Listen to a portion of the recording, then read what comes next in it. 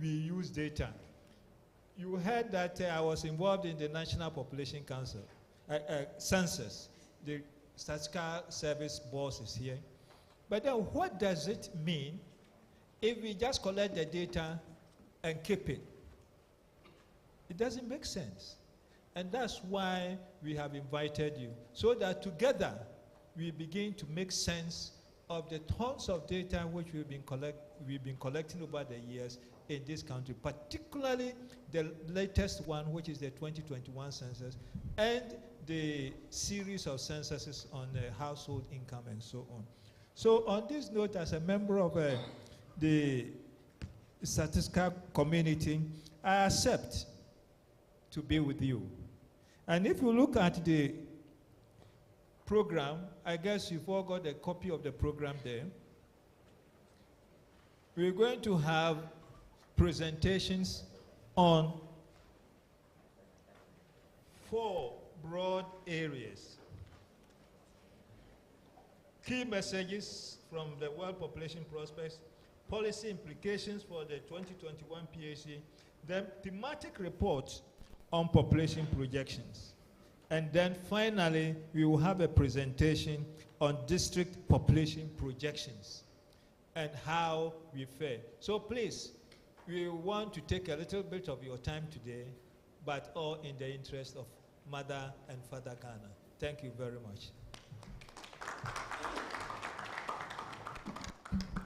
Thank you very much, Prof, for accepting to chair this occasion, and we are really honored to have you in our midst this morning. And someone once said that in the 21st century, oil and gold are not the most important commodities. It's actually data. And again, that's why today's event is very important.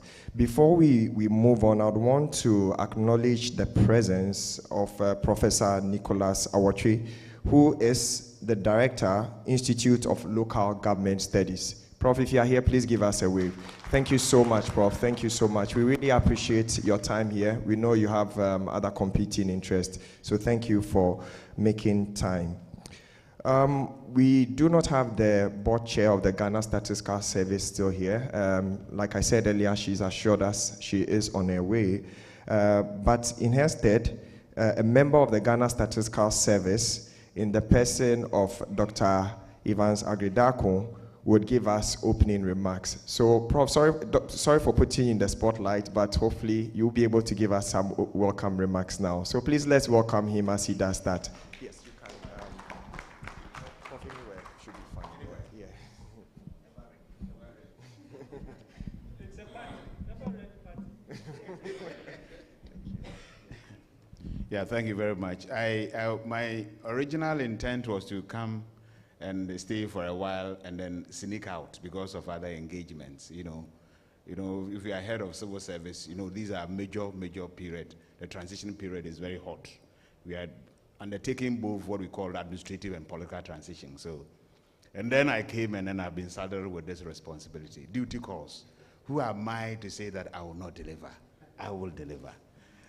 So I'm happy to be here this morning, and let me recognize our chairman, very, very important for this occasion. These are remarks that will have to be delivered by the board chair, and I'm delivering on her behalf. If it goes well, the credit should go to her. But if it doesn't, I'm eternally responsible for the lapses thereof. Board chair, the chairperson for today's occasion. Let me also recognize the board members, management and staff of the Ghana Statistical Service. Let me recognize the government association and Professor Piedu and other panelists on the high table, representatives from various universities, especially students, members of the University of Ghana, representatives from government ministries, departments and agencies of the private sector, certainly development partners, civil society organizations.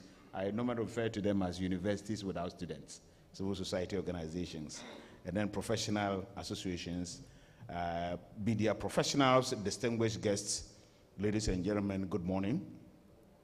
It is my pleasure to welcome you to this important event, which marks the third annual collaboration between the Ghana Statistical Service and the Regional Institute for Population Studies to promote data-driven discourse on key population issues. Today we gather to discuss Ghana's population prospects, disseminate district-level population projections, and launch of the maiden district rankings report and the Ghana Stat mobile application. Population data is not just numbers. It represents lives, aspirations, and challenges. By understanding demographic trends, we can better plan for sustainable development, allocate resources effectively, and improve the quality of life for Ghanaians. It is especially necessary that such data is available at the sub-regional or sub-national level. Embracing the power of inclusive data towards a resilient, in fact, let me just say that the global theme for this year's World Population Day celebration was, and Chairman, I quote, embracing the power of inclusive data towards a resilient and equitable future for all, unquote, which highlights the importance of disaggregated data. For this reason, this morning's program will prominently feature the depth of official statistics available at the sub-national level for development planning. Today, we will share key findings at the global level from the 2024 revision of the World Population Prospects and discuss implications of the recently released national and regional population on population projections. Now, since the completion of the 2021 Population and Housing Census, the Statistical Service, in collaboration with colleagues from academia, has produced 27 publications and developed statistical products providing disaggregated data, such as the GSS Stat Bank, the Digital Consensus Atlas, and the Digital Consensus Atlas. The launch of the Ghana Stats application today is a testament to the Statistical Service's commitment to providing user-friendly and diverse statistical products to promote uptake of data for policy and planning. And my own perspective on this is that if you are going to base your planning on guesswork, you are going to have implementation nightmares as a matter of consequence.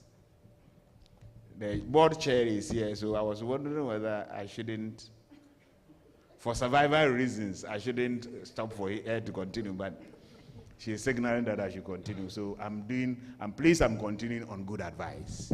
So we'll continue. So the statistics currently available in the Ghana Stats app are inspired by the Ghana's Vision 2057. And fortunately, the one who spearheaded this document is no more, right? Our life on earth, very, very transient. Very transient. So Ghana's Vision 2057, the long-term national development plan, development perspective framework, which aims to improve the living standards of Ghanaians and attain an upper middle income country status.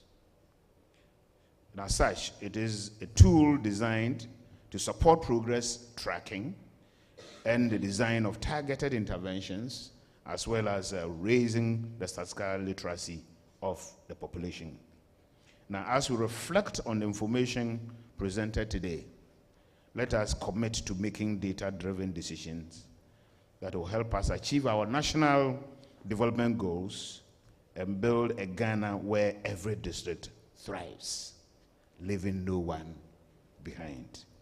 Thank you very much for enduring me. Enjoy the rest of the program. Thank you.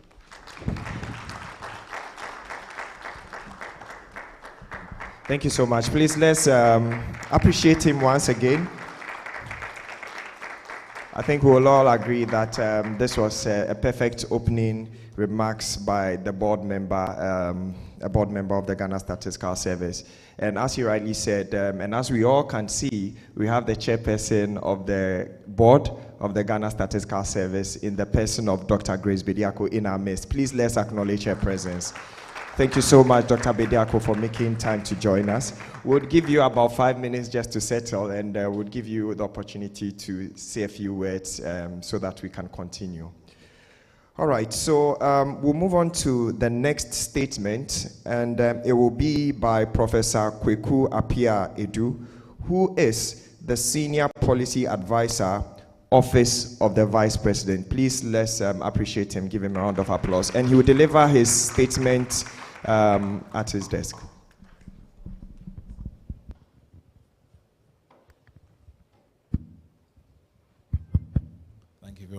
Thank you very much.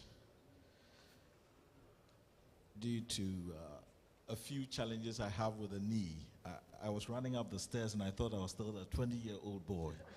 And so when I landed, there was a bit of a tweak. So I'm limping a bit. So please forgive me if I have to sit and deliver the address. Maybe I'll still try and stand so that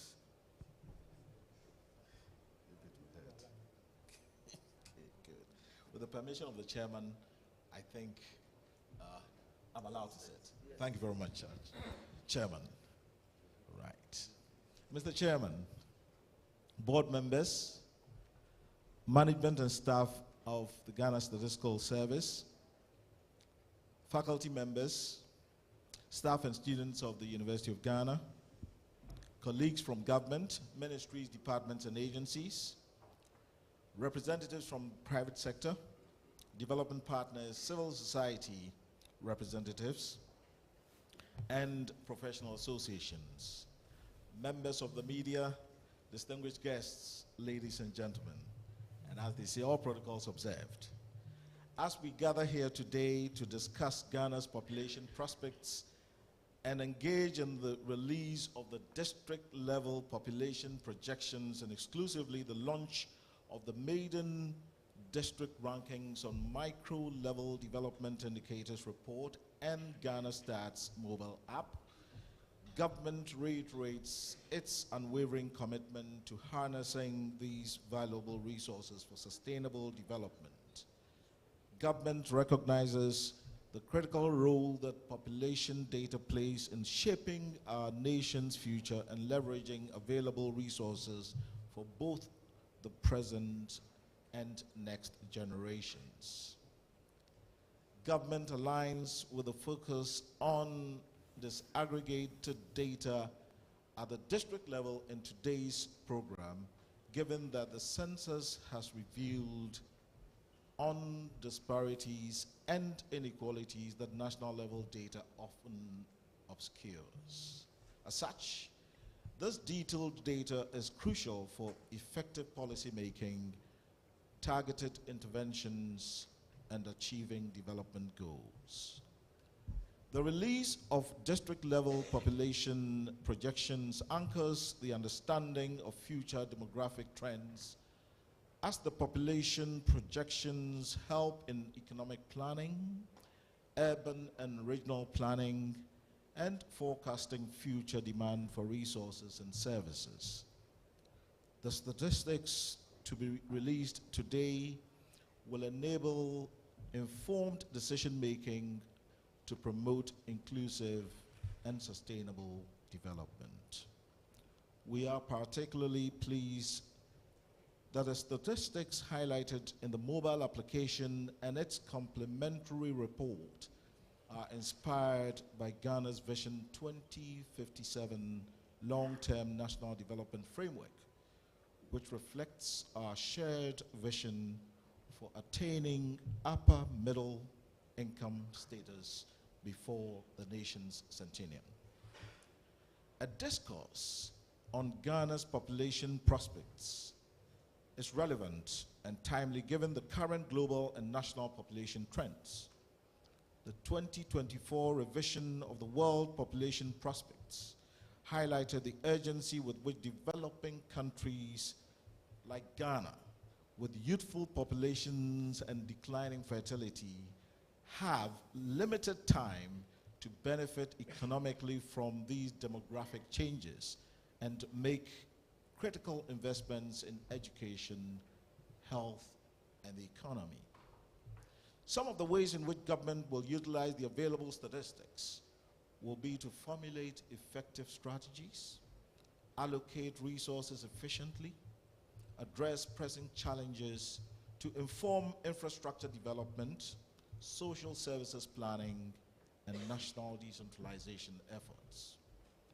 I conclude by affirming our dedication to using population data as a compass for Ghana's progress and working together to ensure that every citizen benefits from well-informed policies and programs.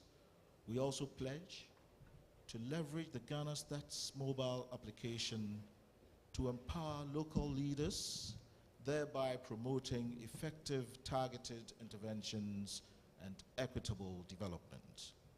Congratulations to the Ghana Statistical Service and the University of Ghana Regional Institute for Population Studies for organizing this important event.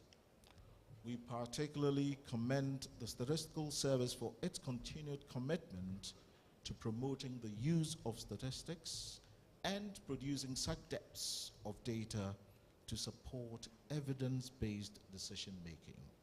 I thank you for your attention. Thank you very much. We can do better for him. Thank you very much, Professor Kweku Apiedu. One thing you said that caught my attention is that the population data would be used as a compass to guide decision making, and I think this is very key. As I said a few minutes ago, I believe the board chair has now settled, so we'll give her the opportunity to say a few words to us. Please, let's give her a round of applause as she does that. Thank you. Thank you. Good morning, everyone. Really sorry I was late. I had an emergency, but would you believe that once I set off, then traffic extended it? So I'm sorry. Thank you for giving me the opportunity. Mr. Chairperson, board members, management and staff of GSS, members of the National Statistics Advisory Committee and SAC, faculty members, staff and students of the University of Ghana, representatives of governments, ministries, departments and agencies, private sector, development partners, civil society organizations and professional associations, members of the media, distinguished guests, ladies and gentlemen. I think by this stage we are all feeling very welcome, but let me add my voice to say it's a pleasure to welcome you all to this important event, which marks the third annual collaboration between the Ghana Statistical Service and the Regional Institute for Population Studies, a collaboration which seeks to promote data-driven discourse on key population issues.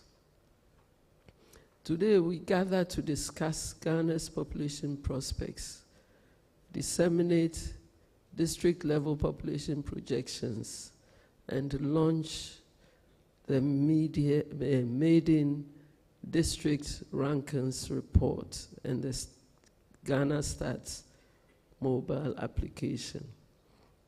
Just about a couple of months ago, you will recall that Ghana Statistical Service and RIPS released or launched the report on the projections for national and regional populations to the year 2050.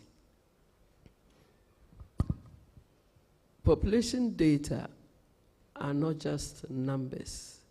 They represent our lives, aspirations, and challenges. By understanding the demographic trends, we can better plan for sustainable development, allocate resources effectively, and improve the quality of life for all Ghanaians. It is especially necessary that such data are available at subnational levels, where implementation of our plans actually take place. The global theme for this year's World Population Day, which was celebrated 11th of July,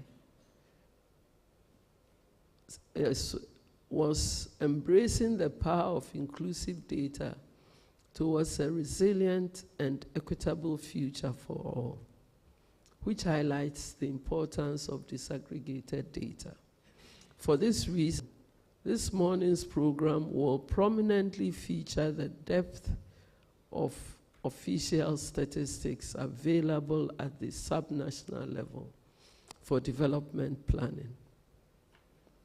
Today, we will share key findings at the global level from the 2024 revision of the World Population Prospects and discuss implications for the recently released national and regional population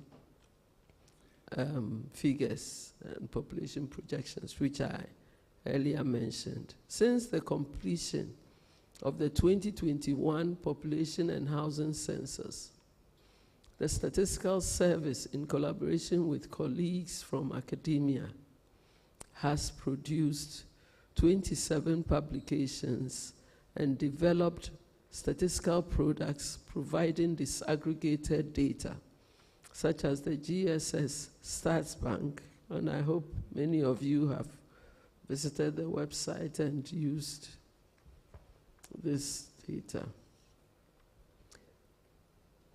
We have also launched the Digital Census Atlas, the Statistical Services commitment to providing user-friendly and diverse statistical products to promote the uptake of data for policy and planning.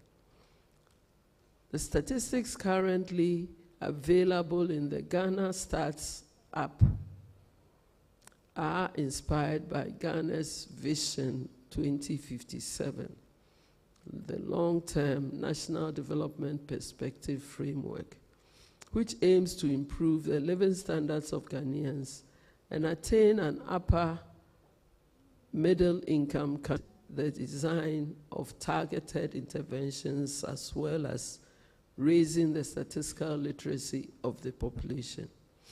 As we reflect on the information that will be presented today, let us commit to making data-driven decisions that will help us achieve our national development goals and build a Ghana where every district thrives, leaving no one behind. And we hope that GSS will hear more from you and from your experiences as you use these data that are being released today. Thank you.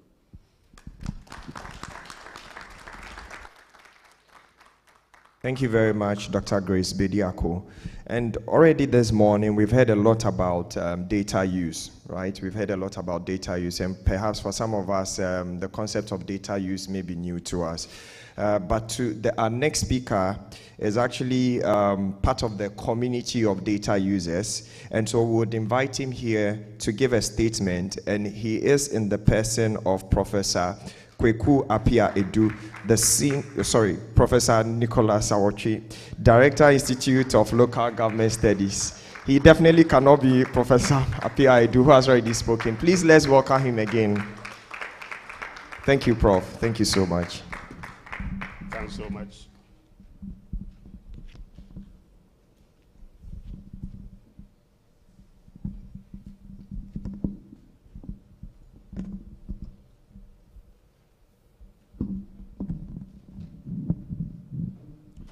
Professor Chair,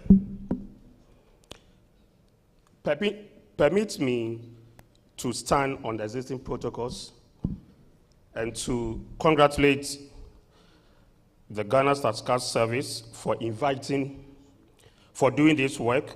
Sorry, let me turn my phone this way.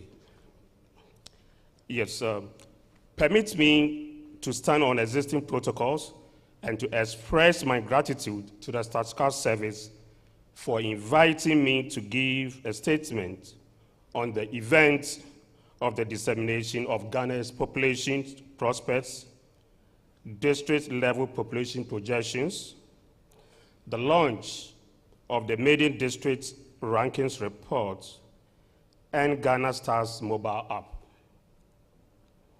The Institute of Local Government Studies that I represent, and soon to be called the University of Local Governance and Development, is excited to be associated with yet another innovation and publication of the Ghana Statistical Service. Let me congratulate Professor Ayaga Bauer of Regional Institute for Population Studies, University of Ghana, and Professor Samuel Enim of Statistical Service, and their teams for the reports, and particularly for developing the maiden district ranking report and Ghana Stars mobile app.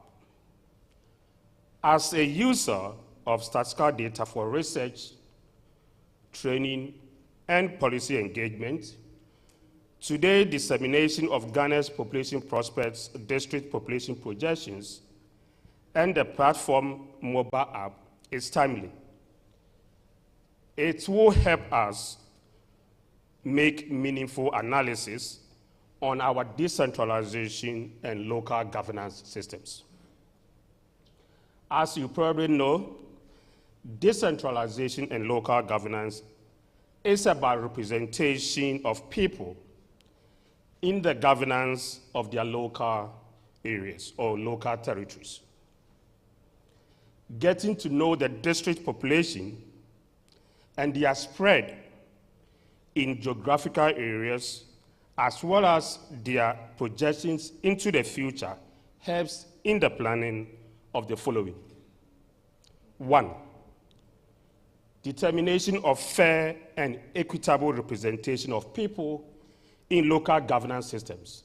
And here I talk about unit committees and the district assembly members. In fact, we suspect that one of the reasons for low voter turnout in urban local government elections is the low number of representation of assembly members per population. Hence, many assembly members are unable to reach out to their electorates. Getting accurate numbers of people at the district level, and in particular, our electoral areas, will help to proportionately allocate representation at the district assemblies. 2, allocation of district assemblies common fund. The formula for allocating district assemblies common fund includes population factor. Hence, knowing the district population and their future projection or the future trends help to determine equitable distribution of the fund. 3, services does not deteriorate with population growth.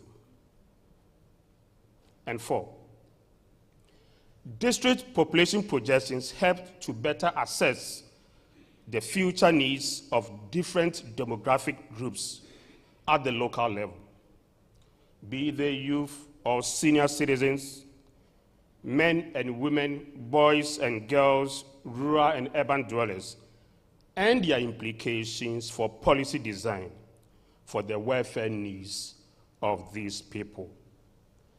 And as someone working at the ministry, and in particular with the Institute of Local Government Studies, and having used data to support evidence-based policy advice, I believe today's dissemination of the data and the statistics of our districts will help in a number of ways, and as I've enumerated. Professor Chair, I can go on and on and on to list many benefits of the report that the Statistical Service has produced. But let me stop here and once again congratulate the Ghana Statistical Service for the collaboration it's having with academia and in partnership, and for the support that they are giving to universities and institutions of which I am a proud member.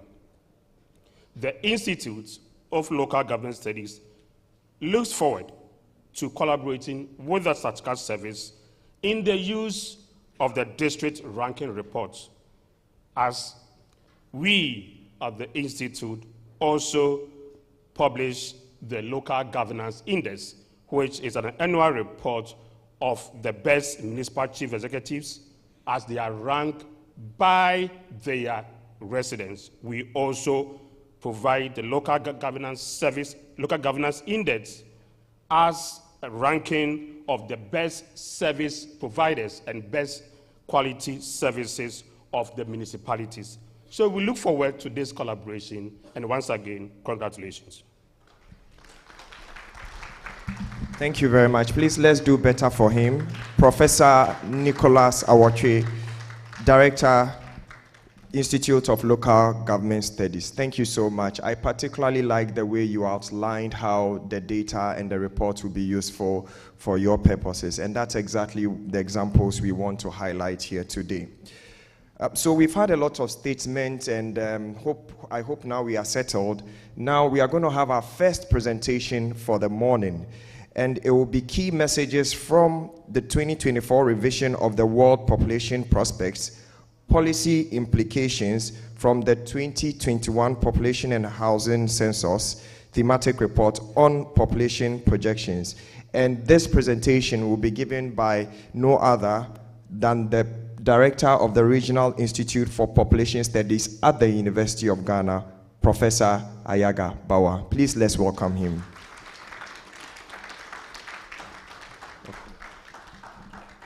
Please, let's do better for him. Let's encourage him. I'm looking forward to the presentation. So please, let's encourage him. He sets up.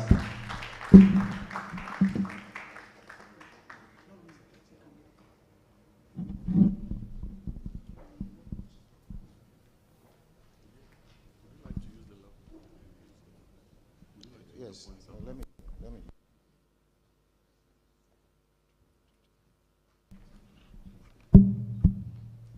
Good morning to everyone. Okay. So I think we have had a lot of the speeches, and so I'm just going to launch straight into my presentation, and as they say, rely on the existing protocols. So what I'm going to be reflecting this morning, there are three things, and as you would see when I finish my presentation, there are three key things that I'm going to emphasize. One is, the first is the transitions in age, and you will see both from the World Population Prospects and then the projections of the Ghana 2021 census, that we are seeing major shifts in the age structure of population. So I'm going to speak to that and how that portends for planning. Two, to look at the transition in spatial distribution of the population.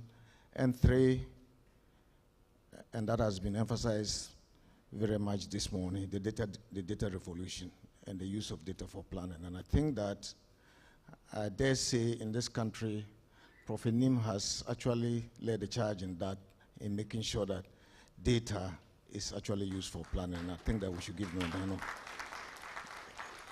A few days ago, I was in a meeting with him at the Ghana Statistical Service, with the Ghana Health Service, and there were quibbles about data that we were going to be looking at to fix some indicators. And he kept saying, please, can we let the data speak?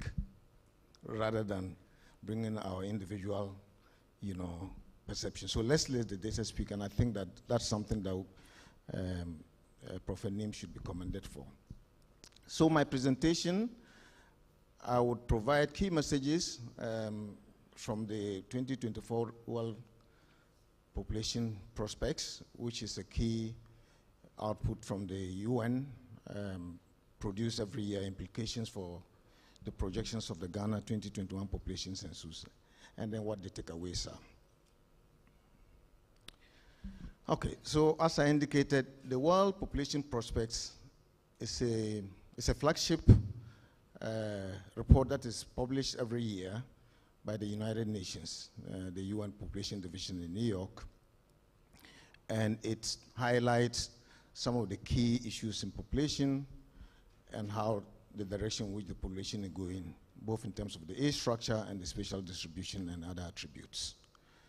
So for the 2021 prospects, the report presents estimates from 1950 to the present for about 237 countries and territories of the world. And it presents projections up to the year 2021, that is the end of the century. And these projections put out a range of plausible outcomes based on assumptions of the growth and distribution of the population, both at the global, regional, and at the national levels.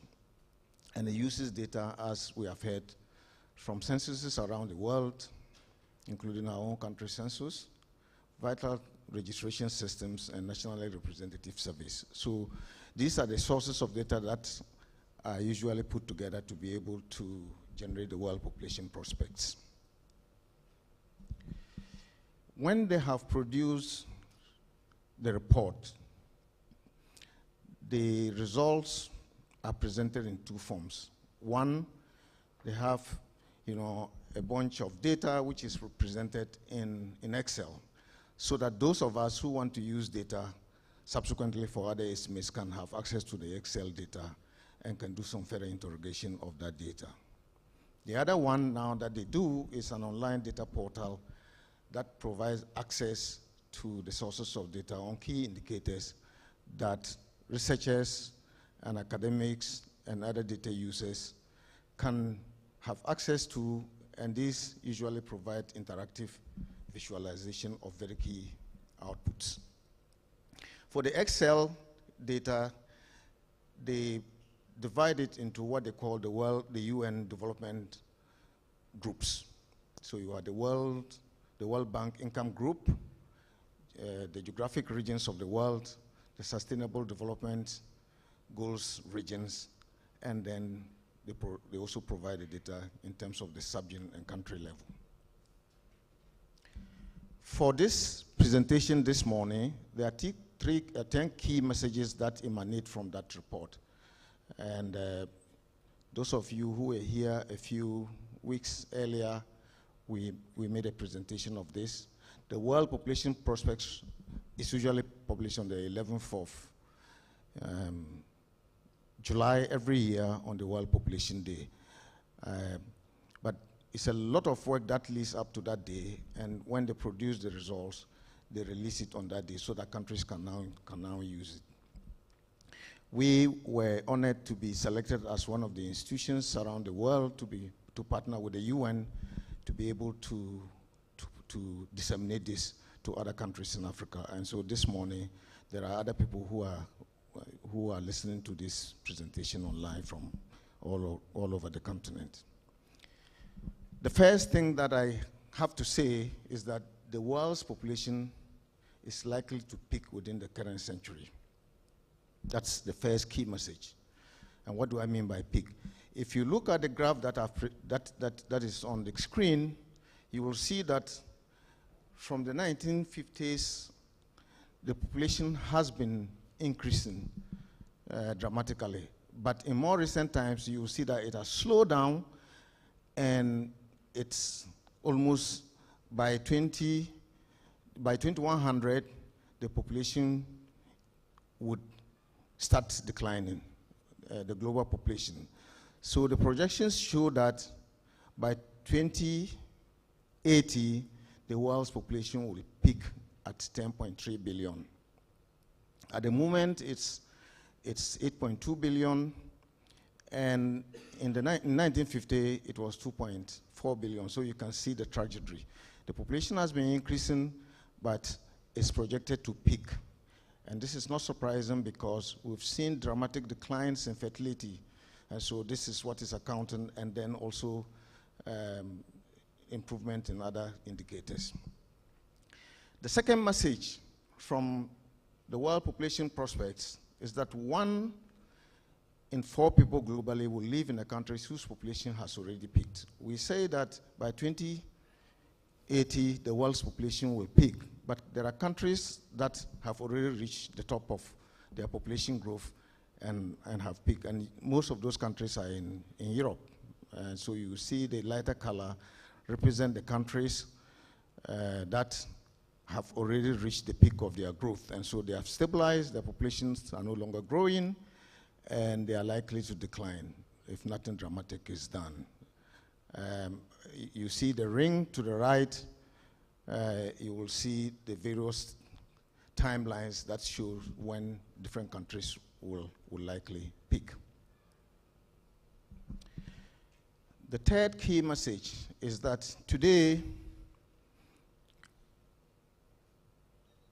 women on average bear 1 child less than they did in 1990. And if you look at the graph, you can see that in the 1950s and 60s, fertility, which is the average number of children that women bear, which we usually represent by what we call the total fertility rate, was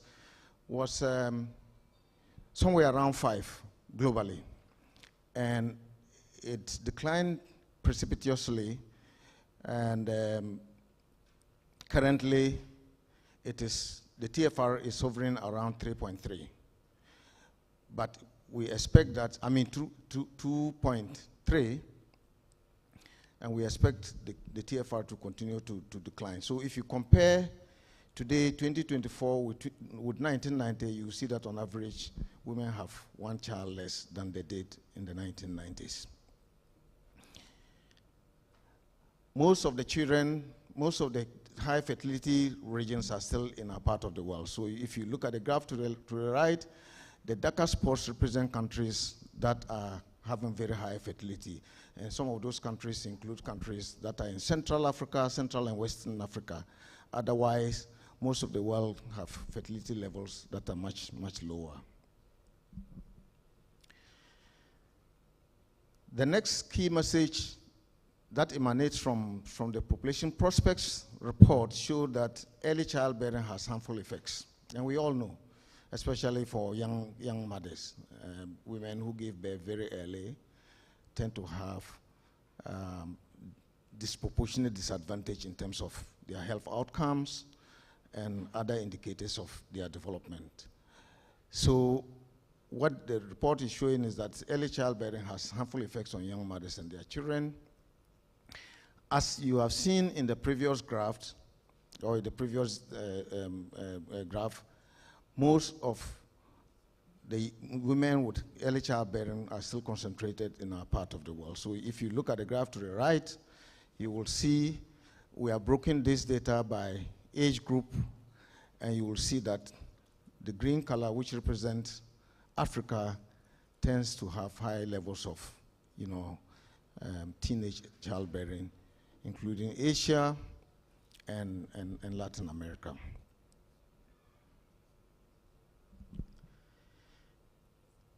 We woke up one morning, the world was hit by COVID-19, and prior to COVID-19, we saw consistent decline in mortality, which translated in increase in life expectancy. As mortality declines, people live much longer because children are no longer dying much earlier, and those who grow to adults live much longer. And so we've seen consistent increase in life expectancy until around 2019, 2020, when we saw a dip. And you can see in the graph the dip in life expectancy. This was because of the impact of COVID-19 that had a catastrophic toll on the human population. But since the end of the pandemic, we've seen a reversal in the trend. Life expectancy has continued to increase and is likely to increase for the foreseeable future because of transformations in technology and medical innovations that are keeping people to live much longer. The other time that we have had in history where we have had the life expectancy affected was around between 1958 and 1962, and much of this was driven by China. China under Mao decided to move from an agrarian economy into an industrial economy, and they didn't manage this well. They started introducing a lot of programs, and some of these were very deleterious. It resulted in hunger, and a lot of people died. And so as you would imagine, China has the largest population, and so if you have a dip in its life expectancy, large numbers of people die, it affects the global estimates. So that is the only time in history that you see this, except when the COVID-19 happens.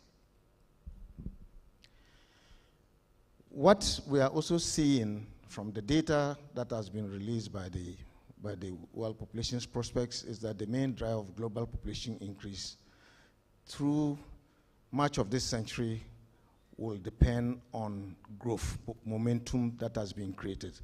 So momentum is when you have an inbuilt base that has a tendency to reproduce. So when you have a large cohort of women who are in their reproductive age, and assuming that those women even decide to bear one child on average, they are going to double their population.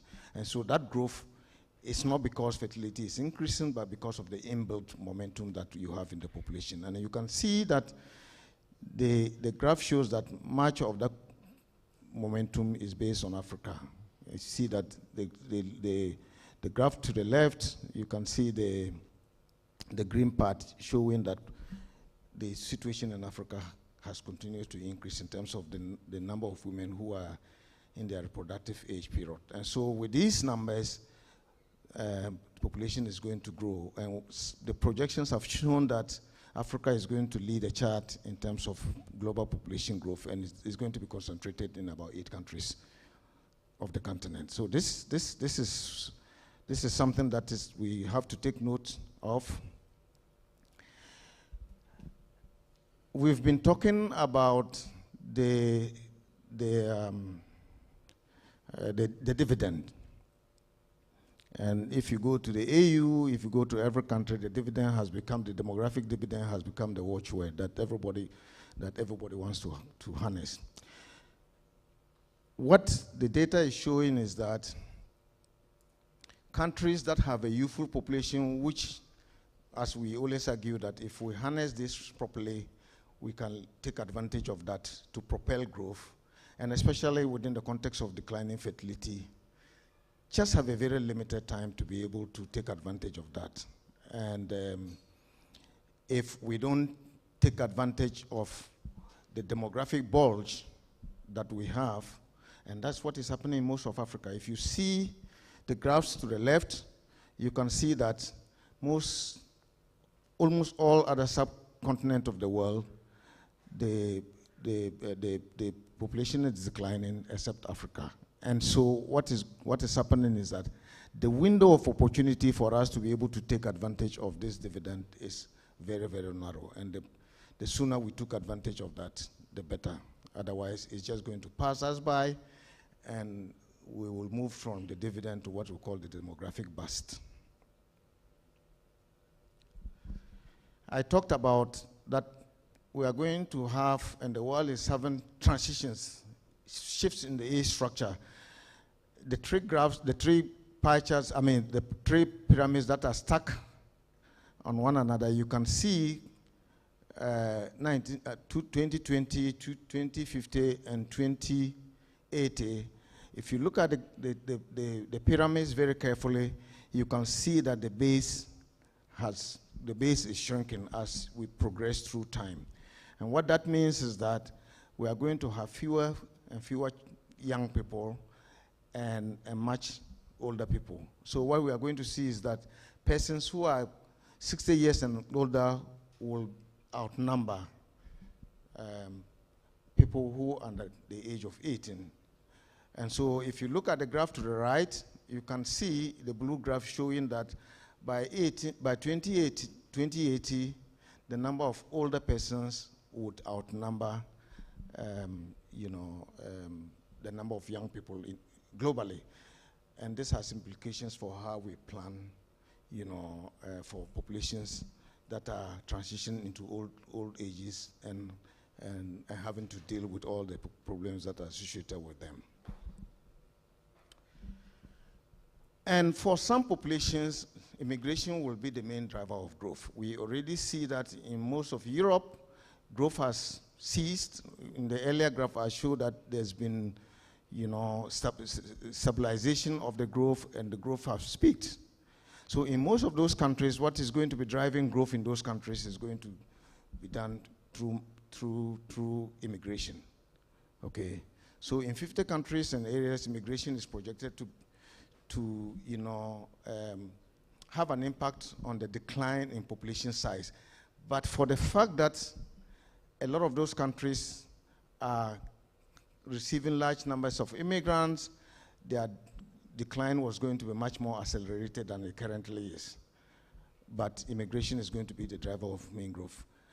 And immigration is projected to be the main driver of growth for 52 countries and areas that by 2050 and through to the 2100. And in 14 of the countries of the world and areas that are experiencing, the extreme low fertility, immigration is expected to contribute to reducing the size of the population. So many of those countries, people are moving out of those countries, and it's going to lead to further decline in the populations in those countries.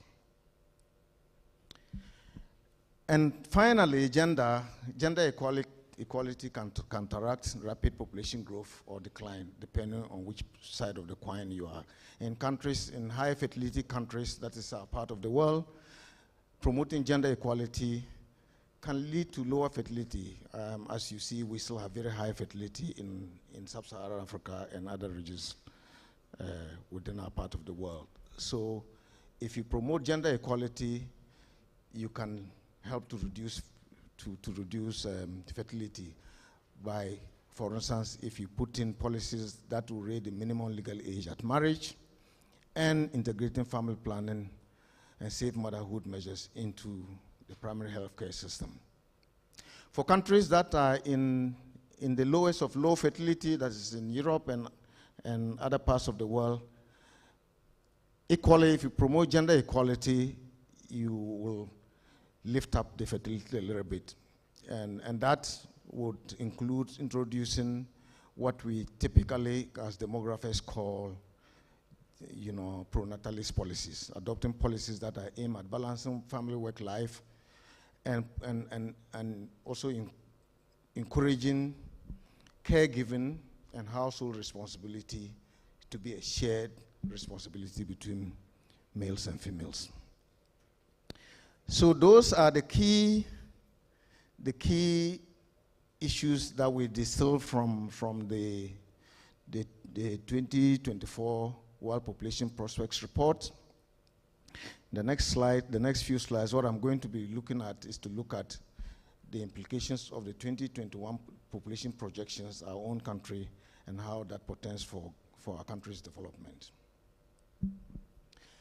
So as you probably are all aware, population projections provide estimates of demographic trends that are based on past experiences and what the future is likely to look like.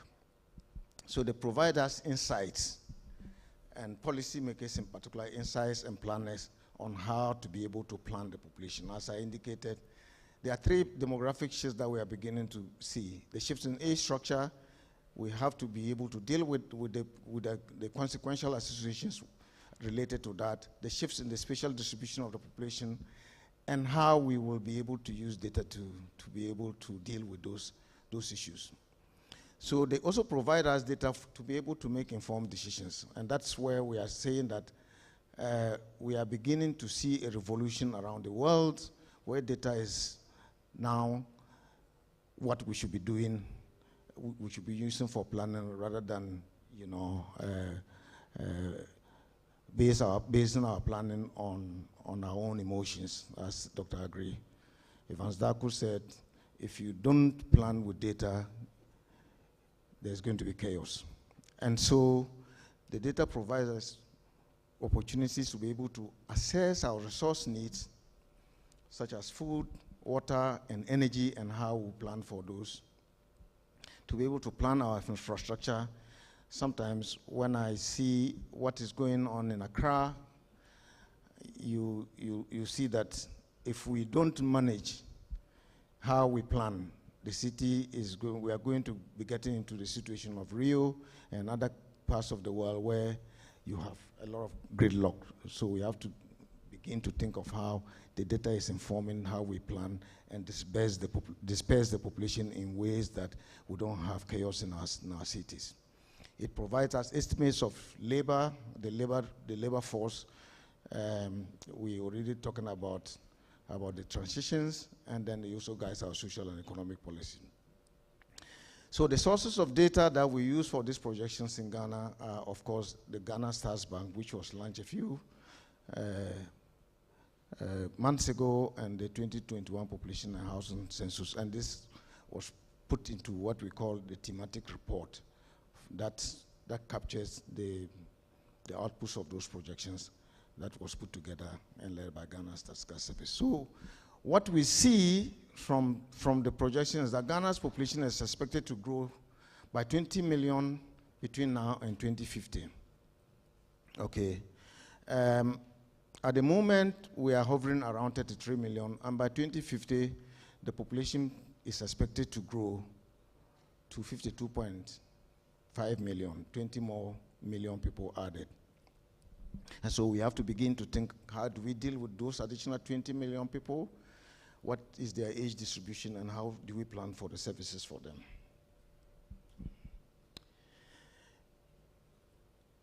Related to that growth, we are going to be seeing, at least from the data, that a third of the population that is currently aged 15 to 35, which we typically call the adolescent age group,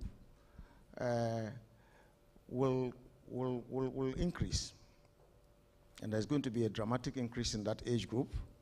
It will constitute a third of the population, as you can see from the graph. And so we have to begin to think of how we are going to be planning for this group. But not only the adolescents, as we saw on the global scale, we are going to also have the elderly population growing astronomically. It is projected that it will triple by 2050, which is the projection period. And so one in every 10 persons in Ghana will be 60 years and above. And I can see my colleague from the Center for Aging Studies from the University of Ghana.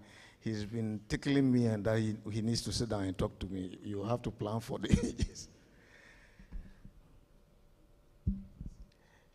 And then, as I indicated, it's not just shifts in the age structure, but we are beginning to also see shifts in the spatial distribution of the population. So we are going to be seeing a large proportion of the population moving and residing in urban centers. And that, again, if we don't plan, we already are getting there. So, and of course, all of us know why people would prefer to live in urban centers, because disproportionately that's where the opportunities are.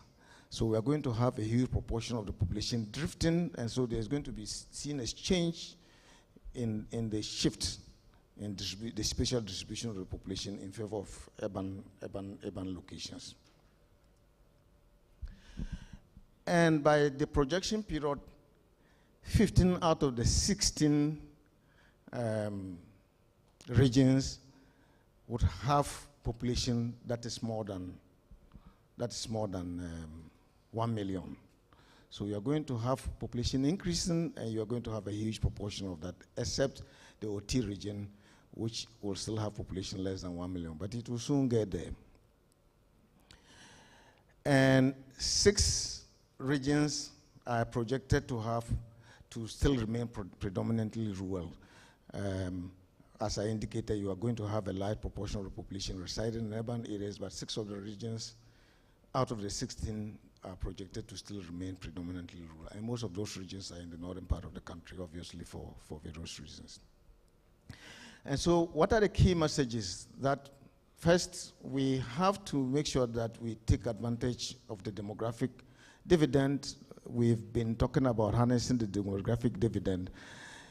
It just doesn't come automatic. You have to put in deliberate policies to be able to take advantage of that. Get the youth into occupations that will provide them with skills.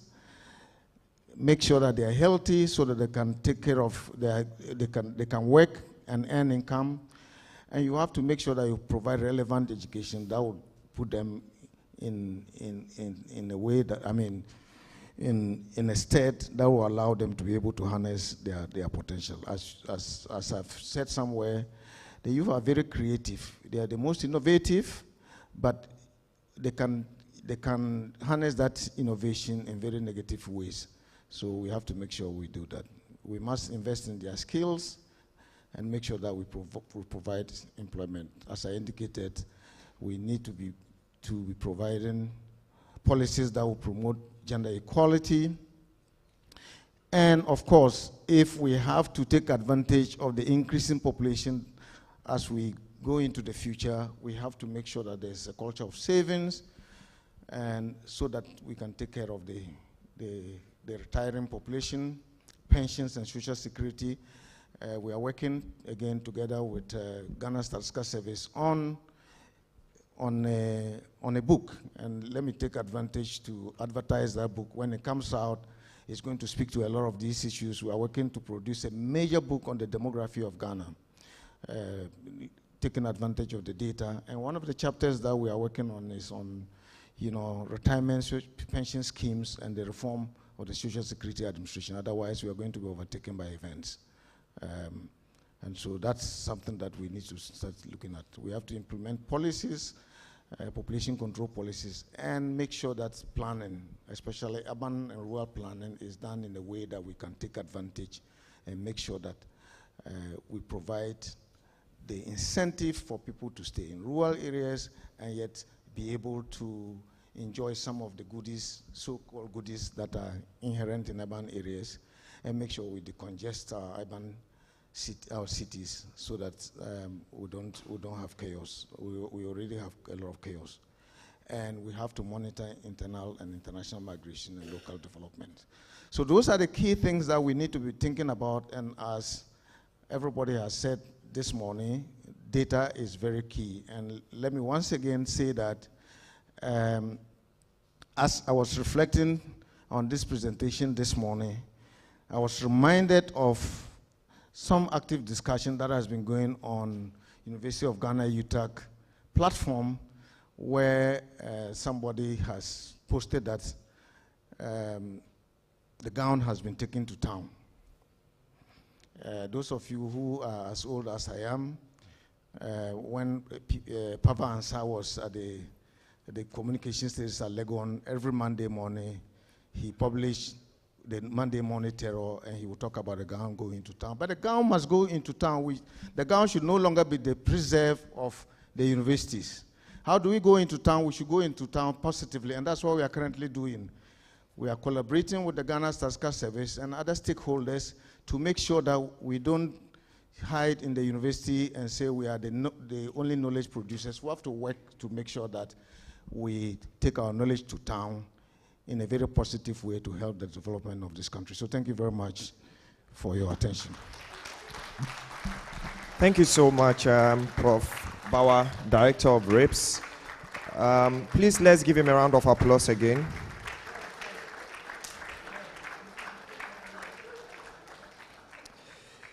So a couple of things that Prof. Bauer said really caught my attention. First off, in 56 years, that's in 2080, there'll be more people 65 plus than there are people under the age of 18. And you know, when you're in this current era, you don't see the implications of it in 56 years' time. But what it means is that we need to start planning for it now. And in 26 years, Ghana's population will increase by almost 20 million. That's also, you know, staggering. And again, if you are living in the present, you don't see the implications of this in 26 years' time. So hopefully, development agencies, NDPC, and all the partners will take note of this and start planning accordingly. All right, so we went a little bit over time, but I think we are still within our allocated time slots.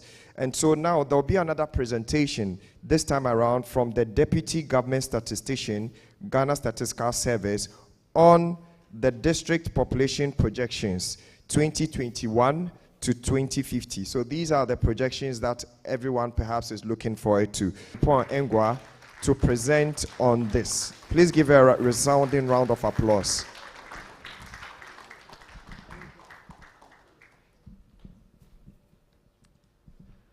Good morning. And Professor Chair, standing on existing protocols, please permit me to ride on. Thank you, Prof. Bauer. And so I will take it up from where Prof. Bauer ended. And my boss did warn me, and therefore my slides are very few. He says, time management. And so you will be expecting more, but I cannot show all the 261 districts throughout.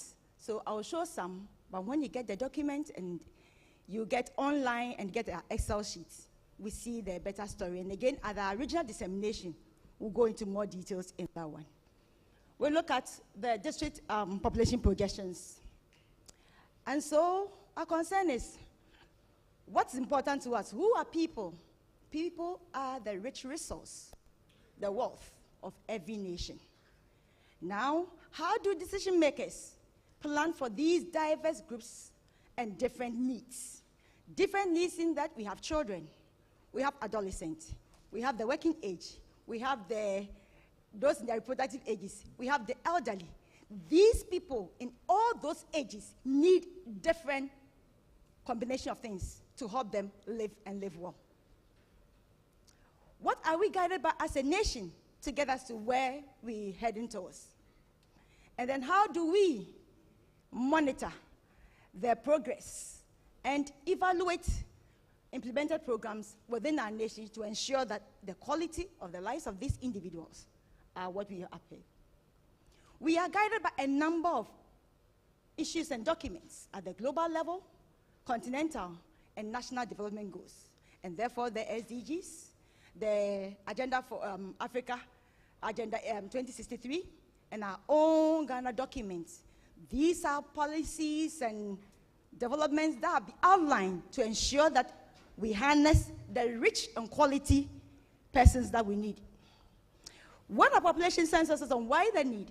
Unlike rich countries, where administrative data, or when you are born, you are given a number, and therefore you are tracked through life. In that part of the world, it's not so.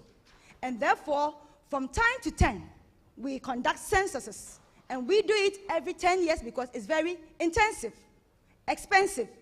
Now, between these two time periods, point A and point B, what happens in there? What will guide you? What will help us to do that is that we make projections to be able to guide, because the census data is one point in time as 2021, and therefore guiding us through 2022 before 2030. What do we do and how do we guide them? So these are the things, that's why we conduct population censuses, to be able to help us advise policymakers, data users, on how to get information to be able to plan for the people we deal with. Now, what are the importance? And I believe that the directors who have spoken before have just outlined them all. But very, very, very, very important. The future demographic landscape, informing policymakers, researchers, and the public about the potential changes.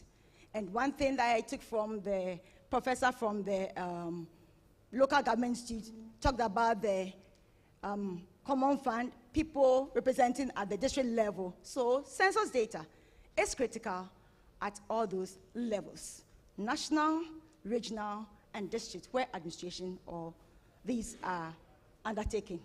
Now, how is this information provided? When you break it down to this aggregated level, that's where you begin to see the nuances. Sometimes when you give the national picture, it says something else. The region gives a different dimension, but when you go down to the district, then you see other things also coming up as well.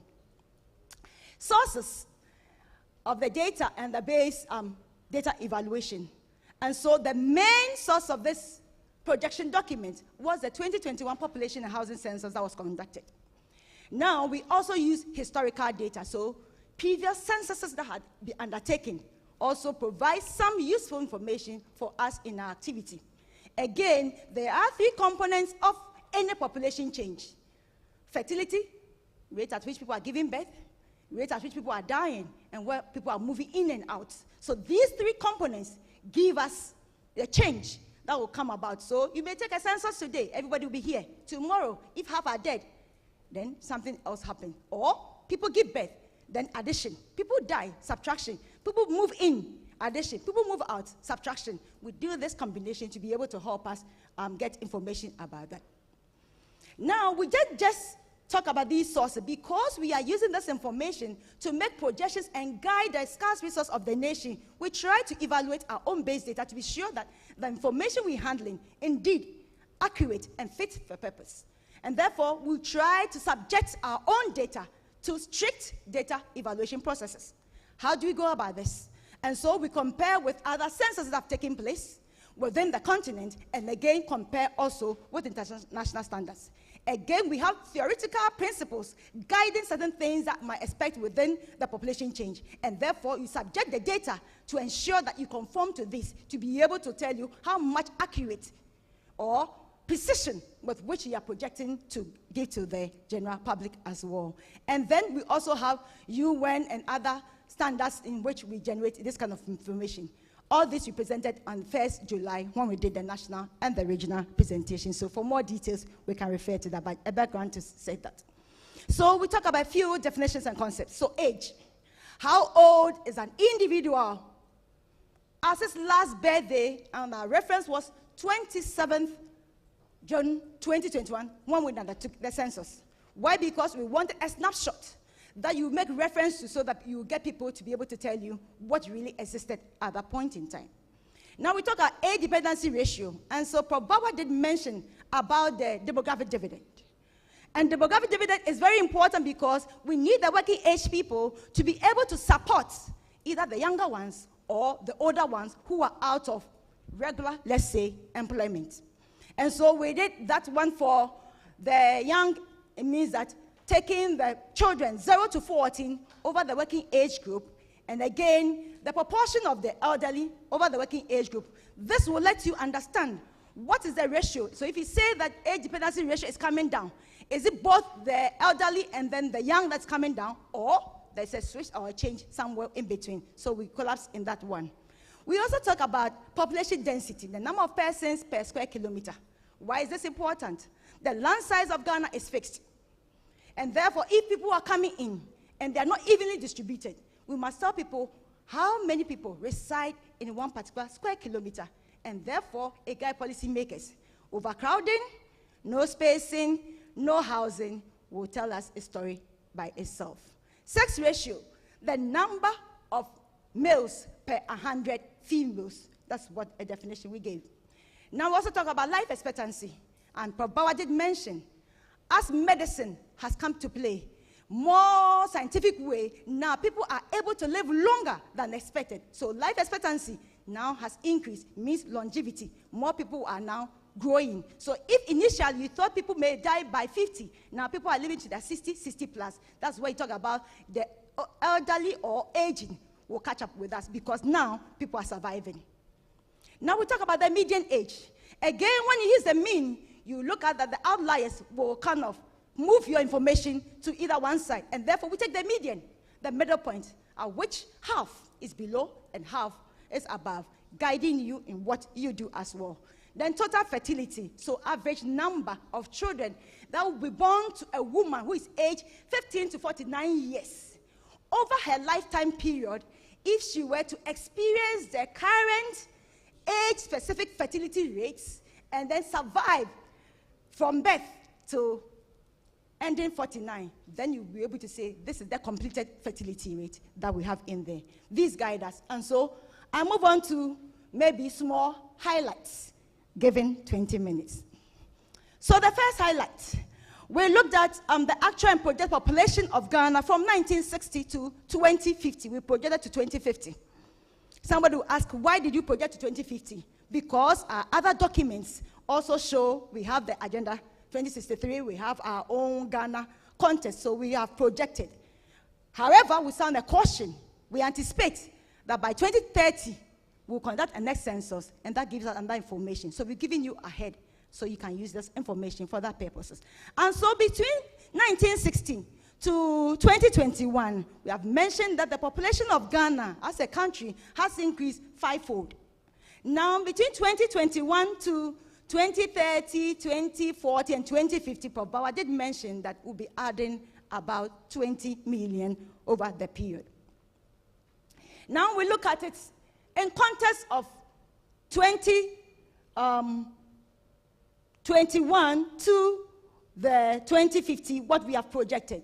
And so currently, we said the population of Ghana as of 2024 is 33,007,618 people. Now you can see that slightly there are more females than males, so you can see that the red shade is the females, a higher proportion. But when you go down within the region and districts, it's not every region or district that there are more females than males. There are some nuances there, but overall, there are a little more females in the country than males. And then we are saying that on average, between 2021 and 2030, every year, Ghana will add 711,000 people to our population. And so, currently, we are 33.007618. Keep on adding, and then 2030, you get the number that we have. Now, we look at reconstructed regional decennial population. Somebody will ask that, why do I call it reconstructed? Because the land size of Ghana is fixed. We took the current land size of each region and then traced it back to 1960. The beauty was that because we have the local government, local authority, and the names, we were able to delineate. And so in 1960, Central Region officially was part of Western Region. But because of the delineation, we were able to split and get the information for even Central Region back to 1960. 1960, Ada was part of Eastern Region, but because we know the boundaries and the shift, we'll be able to delineate that population to add it to Greater Accra and reconstructed the nation population from the 16 regions right from 1960 to 2050. And when you look at the point, Greater Accra and Ashanti, everybody knows about it, they dance. So they are the two leading. So Ashanti led up to 84, and then Greater Accra took over, and then off it goes. But look at Central Region. Central Region looks as the third and is increasing together with Northern Region.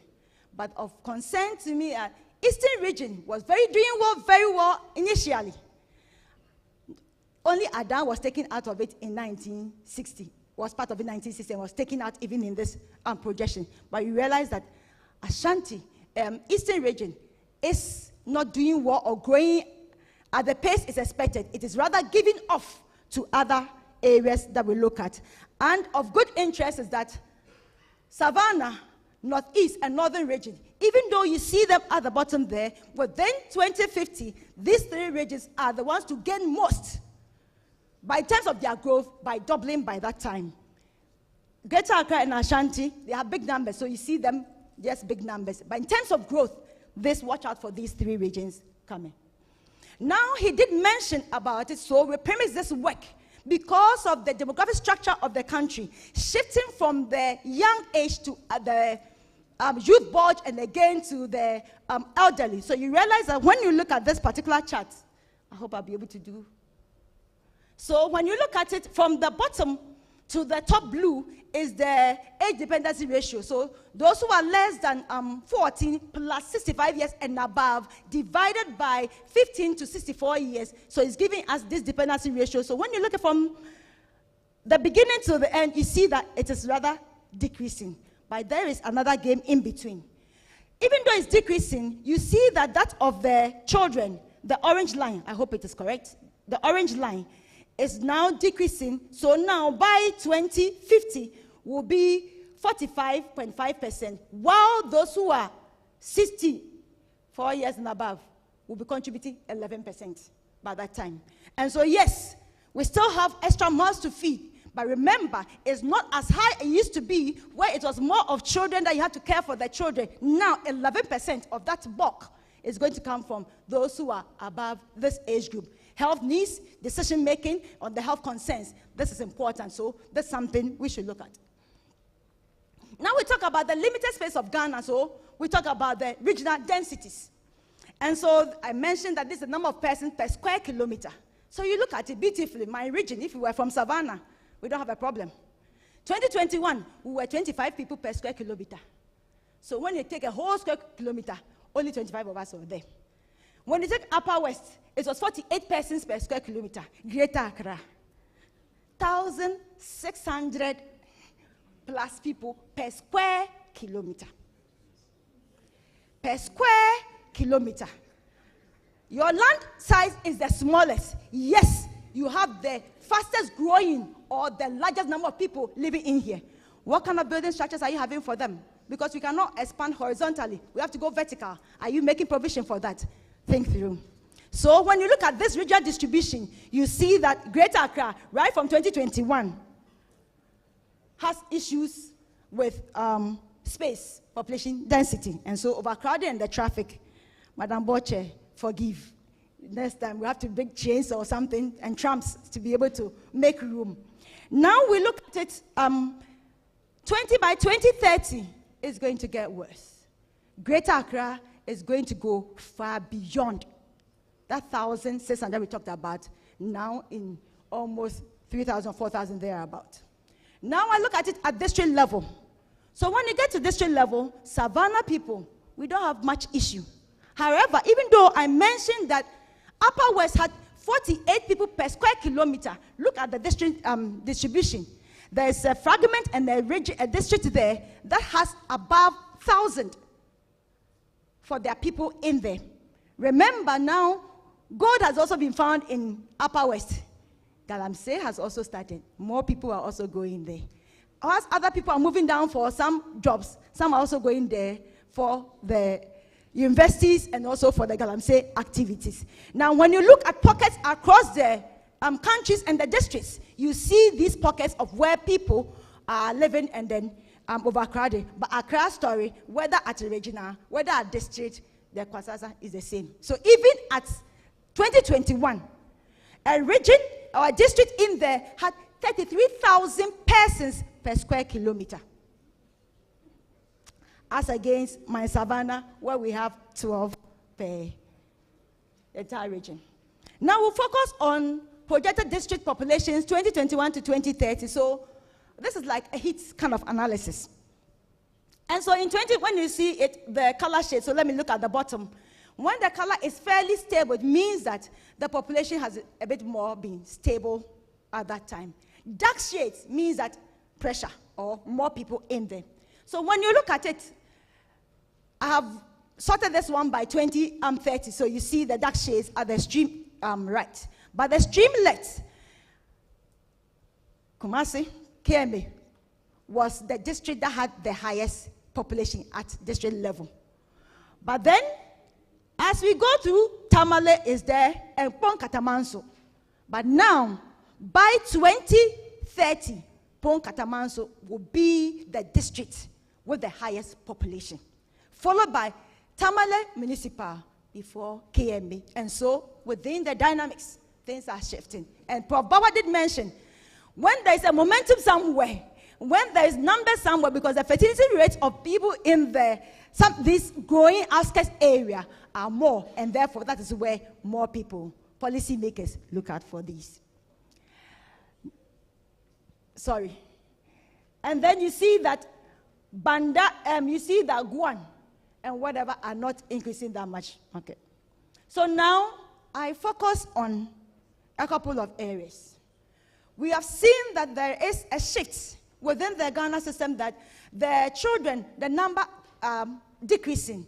And so there is a youth bulge. And Papa did talk about the demographic dividend. There are, in fact, two types of demographic dividend. The first one is taking advantage when you have more youth bulge. A lot of people within the youthful age. How do you give them skills and development to take advantage? Because when they enter this group and they are working, they support themselves, they support others as well. So how do we take advantage of that? And so we look at the people going to school. He talked about skill, giving them. It is education, health, and employment. That giving them the required skills, this will help set the people in place. It's not just the numbers. The numbers alone, either you take advantage and people become useful, or they become a burden and crime rate increases, because everybody must survive. And so when you look at it as the 4 to 24 years, we use 4 to 24 years that because by the laws in Ghana, by 4, everybody, a child must enter preschool. And so we use 4 years. And again, when you go through whether the junior, the senior, high, and universities, we believe that by 24, these people will be in school and they will help us in that direction. And we realize that in 2021, so the pattern was, when you look at the region, Ashanti was leading. Then Greater Accra taking over, and Greater Accra will lead it till 2030 as per the projections. But again, look out for Savannah, Northeast, and Northern region. Their numbers may be small, but when you look at the quantum at which they are moving, they will also gain numbers in there. So now, even though you know that Greater Accra is taking over at the regional level, but how does this play out when we get to the districts? So at the district level, 2021, KMA is still leading. 2024, KMA is still leading. But you realize that Tamale, Pong Katamanso, look out for Pong Katamanso. Pong Katamanso is now like coming in all diverse. So that by 2027 to 2030, Pong Katamanso will be the leading in this area. And so I give the top 10 and I give the last 5. So you see the last 5 in the Guan and Banda and all other areas. They are all increasing, but the quantum is not as you see for the top 10. Then we look at the youth. So we use the definition of youth as stipulated in the Ghana document and then the Africa Agenda 2063. So we define as 15 to 35 years. And so we are saying that currently in 2024, there are 14.7 million people in this age group. And we are saying that still the story was the same. KMA started.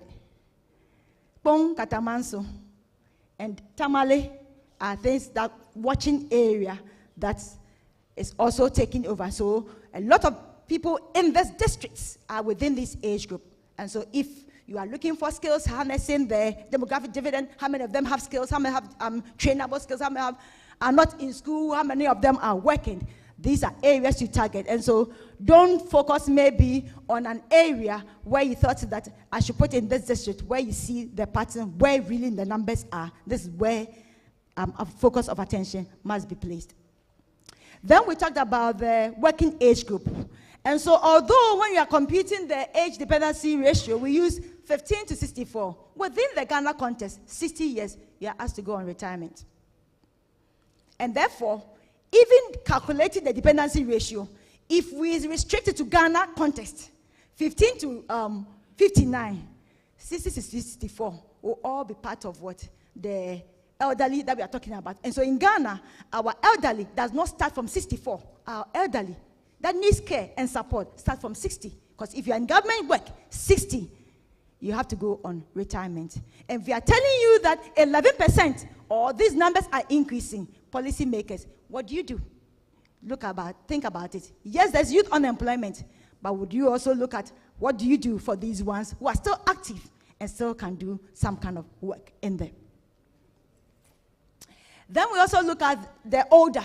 So for us, we looked at the older, and here it is Upper West, that is a play. While municipal, while East, while West tends to play in there, that the proportion of the elderly, is it because the younger ones are moving? Is it because, what is it? That's while municipal, while West, and while East is dominating. By 2030, this will be the first 3 areas in which we have the elderly living. So, some small takeaways. The numbers and things, we'll share them with you, but small takeaways. Population pressure on Greater Accra will deepen by 2023, and again, 11 districts will also deepen.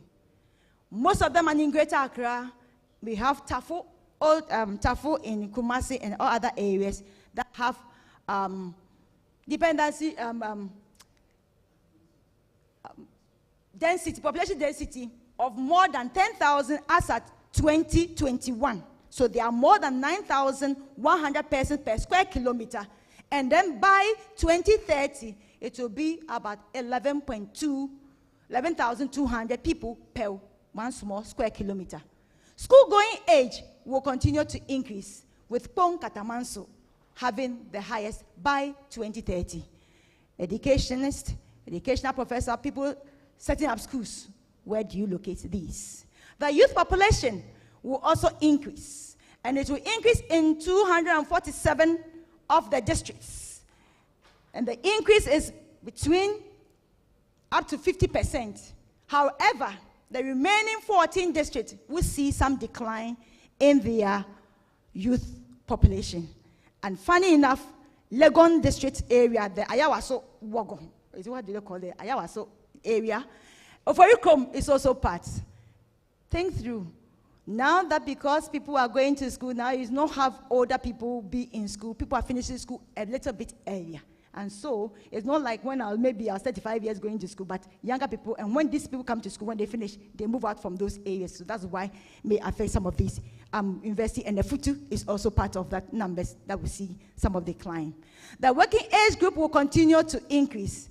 Again, Bong Katamanso and Tamale Metropolitan will see some of these, the biggest increase within 2021 and 2030.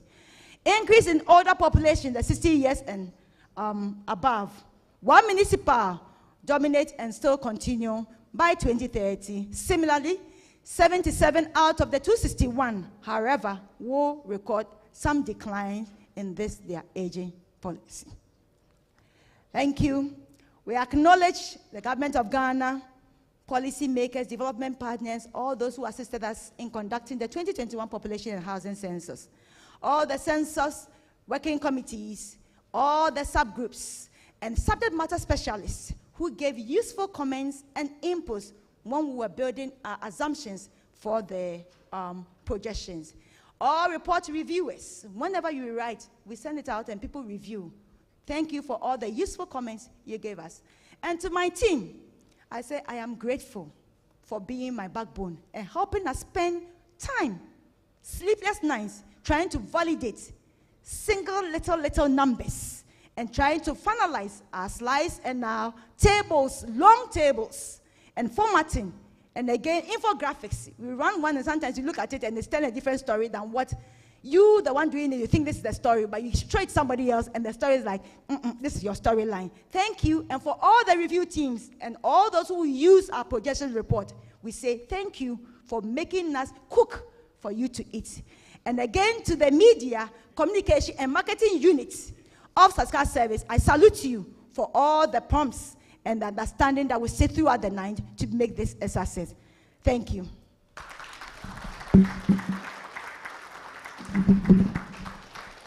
Please let's give it up for Dr. Frimpong Ngwa again. She is the Deputy Government Statistician. And two things struck me whilst during her presentation. One of them is actually very personal. I live in Katamanso, so I'm actually very concerned because there's a lot of traffic in that area. Anyone who lives there will bear witness to it. So perhaps, what the data is telling us is not true from at least my personal reality. And so, I mean, it has implications, right? And it has implications for productivity, because if you're going to spend longer hours in traffic, then clearly something needs to be done. And then the other thing that also struck me was that there are now extra mouths to feed.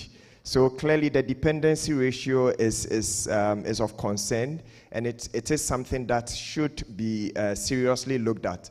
And one of the other things is these timelines are not far off. We are talking about 2027 to 2030, which is just a few years away from now. So the implications are staring right at us. And this is where we now get the opportunity to ask questions and reflect on the two presentations that have been shared with us this morning. Thankfully, we are a bit on time, so we are not going to rush the question and answer segment. We have 10 minutes to do that. Please, I'll need the attention. People already have their hands up. Let me just set the ground rules clearly before we go, but definitely you be number one since your hand is up. So please, media team, please get the microphones ready. The questions could go to the presenters or any of the high-profile dignitaries present this morning. So please reflect on all that has been said, from the district level projections to the global picture, what is telling us, to what the situation is likely to be in the next few years. So we'll take a couple of questions at a time. I would beg the invited guests, the dignitaries to get up onto the table again so that the questions can be directed at them or any of the presenters. So media team, first question. Who else has a question? Can you give, if there are two microphones? Yes. So please hold on. Please hold on. Okay, so please, your question. Hello, good morning. My name is Hector Wolf. I'm a journalist. My question has to do with, from all the presentations, I realized that based on the statistics and all that, we have our own problems. Talk about the urbanization and whatnot. Mine has to do with the influx of other West African nationals. We see them all over the streets of Accra with their children. Some are begging on the streets of Accra. I mean, the number is so alarming. I don't have statistics or data to prove that, but then we see them. And then the influx, particularly Nigerian youth, to this country, so alarming. What are we doing in terms of gathering data on what is happening? I'm so concerned. Thank you. Okay, thank you. So any of the presenters, I would wait for the second question to come in, but I think your question borders on migration and the nationalities that are involved, but there's a specific mention of one nationality in there. So please go ahead with the second question. Thank you. All right, thank you. My name is Dr. Abdullah Hamid with the Institute of Local Government Studies. Listening to Professor Bauer, in relation to the population increase and decline, there was a graph which he showed in the Western world, some aspect of the Western world, there will be decline in population. And then one of the variables he did mention was that immigration would help keep the growth of that population. Then what it means is that he came to the African context, and then he gave out that in Ghana, for example, would have excess of 20 million of population. In his takeaway, he did talk about skills and development. Now, once we are privy to the data, what it means is that we would have to take advantage of the decline of population in the Western world to improve in critical skills of the youth, such that we can take advantage of the migration to help develop our country. How do we do that? Now we are aware of the various countries and would have to do a further study to understand what are some of the critical services that exist in those countries. Then we take advantage of the youth or the excess 20 million and train them in those critical areas such that when that time comes, we can move them in there to help develop our country with the remittances that comes with it. Because the environmental economists will tell you that resources are, but are not. If it's about developing their skills, are those skills critical enough to be able to take advantage of the decline in population in those Western world? If no, then we have to rethink. So, and then the next aspect has to do with the district issue. Let's see how we can translate this district data into reality of planning and budgeting. I am aware the budget has a software which we call the Give Me software. And there are components in those software. Even if you are budgeting, they ask you of what total number are you budgeting for. When it comes to those aspects, you see the budget officer will place any number, or sometimes they place dash. What it means is that they are not aware of the existing population. So they just do any budgeting at all. At the end of the day, in terms of reality, we don't get what is budgeted for. Now, the last aspect I would want to touch on is what my prof did say, Professor Nicholas, in terms of the relevance of the data to improve disbursement of common fund. A little research that I did, I used a causality test to find out as to the variables that have been indicated in the common fund formula are really the variables that used in calculating the formula or the disbursement. To my surprise, I had to add one variable, which is political maneuvering. And it came out that political maneuvering played a critical role than all the other variables that finds itself in the common fund disbursements. So what it means is that we have not understood our data yet, and we have not understood the relevance of the data yet. And therefore, there is a need for more open or broader discussion on what it means when we say data to the ordinary and to the development of the country. On that note, thank you. Thank you very much. So I think it will be appropriate for, yes, any of the presenters to respond to both questions. The first question, definitely on migration. There's a migration issue there again, and the second bit of his question about data use, economic implications, and budget. So, Prof. Bawa, do you want to? Okay, please go ahead then. Okay. Yes, the first two questions are related to migration, actually. One, influx of other West African migrants into our country, and the other one relates to the Western world. The first thing I have to say is that migration is something that you can never stem. Once you have, unequal opportunities, people are going to move, and more and more there's going to be a lot more migration, be it from other West African countries into our country or to the Western world. What we need to do is first to make sure that we take advantage of migrants who come into our country and have opportunities to be able to harness those opportunities to the benefit of our countries. We are not going to be able to close the doors. If you see what happens in the United States, they build a wall, but the Mexicans are crossing every day. So there are things that what we need to do is to monitor them and make sure that we channel, if there are opportunities, we take advantage of that to increase. And that's what most of the Western world is doing. What they do is that they are bringing skilled immigrants. And that's what the visa lottery is doing in the United States and other places. You bring skilled migrants to compensate for some of the skills that they lack. Unfortunately, in our part of the world, is asking what we can do. We don't have the capacity to monitor them because many of them come through routes that are unmanned, and the country's borders are porous. But we should make sure that we try to be able to put in some minimum measures to be able to track them, encourage them to register, and then we can take advantage of what they offer.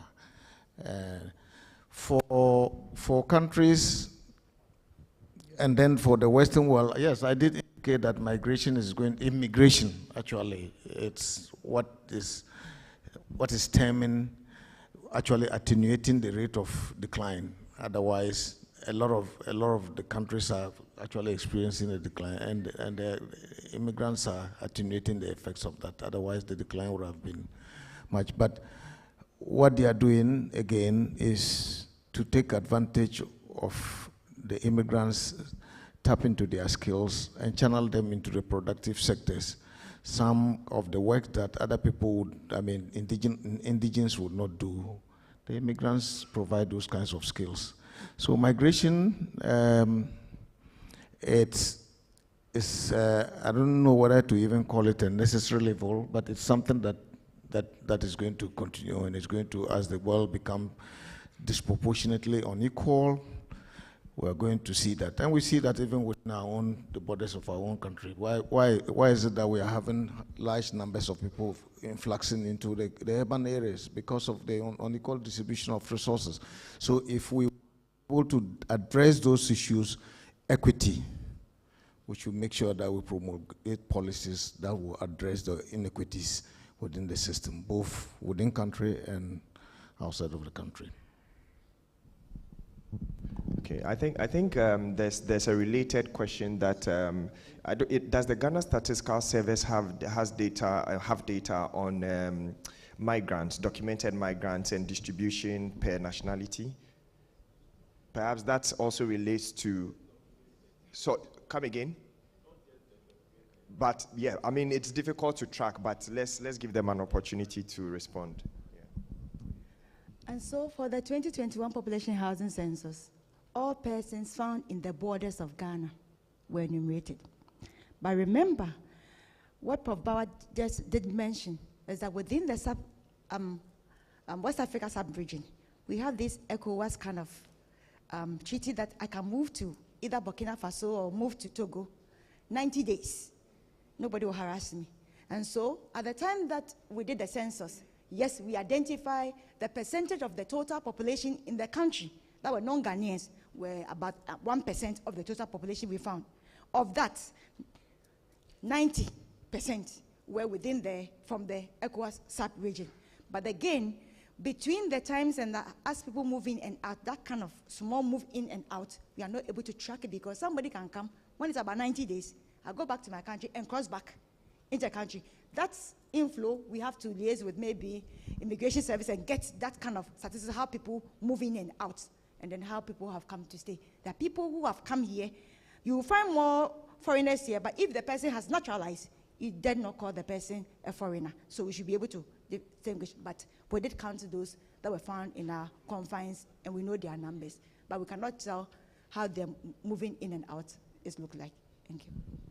Thank you. And I think your question also relates to this this recent phenomena where we find a lot of youth aspiring to go to countries, sometimes far away. You've never, you rarely hear of these countries. So I think your question also had, borders on this issue of, this urge to travel elsewhere, to go seek greener pastures, as it were, and whether their skill sets match and all of that. Because the narrative is that when you go out there, it's always nice. It's, it's all nice and all of that. But whether their skill sets are actually aligned with the needs of countries where populations are on the decline is also another question we all need to ponder on. I've seen several hands. We have 5 minutes, so we have to do this really briefly. So I saw your question has been answered already. So I saw yours.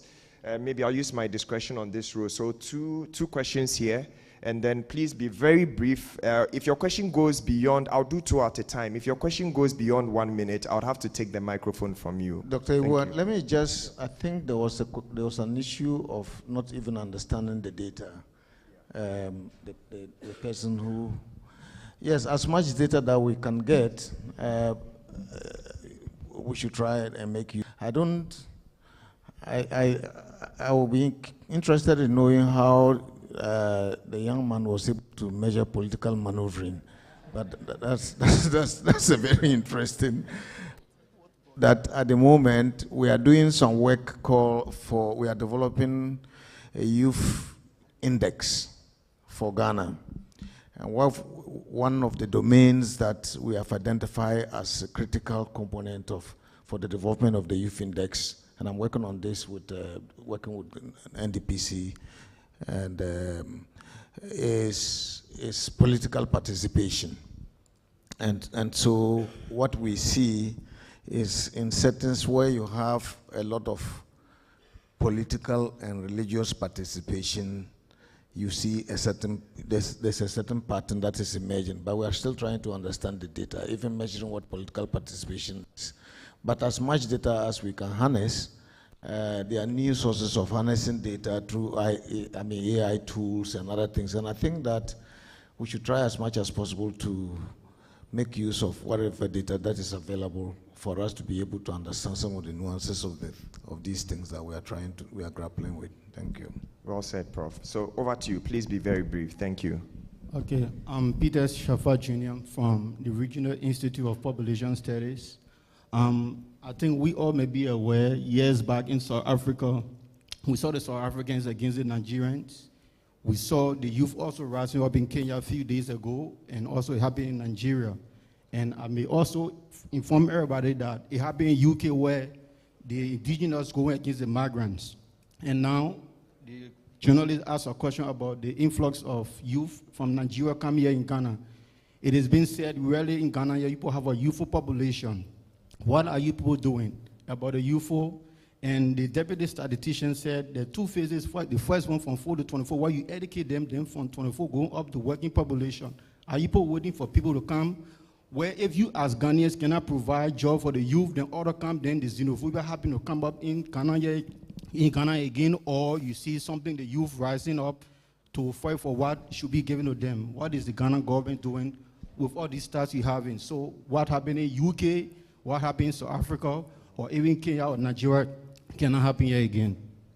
Thank you. I think your question really borders on social and economic implications of the dependency burden or ratio. So please, speakers, get ready to respond, and we'll take one more question before they respond. My name is Mohammed Sharif Yakubu.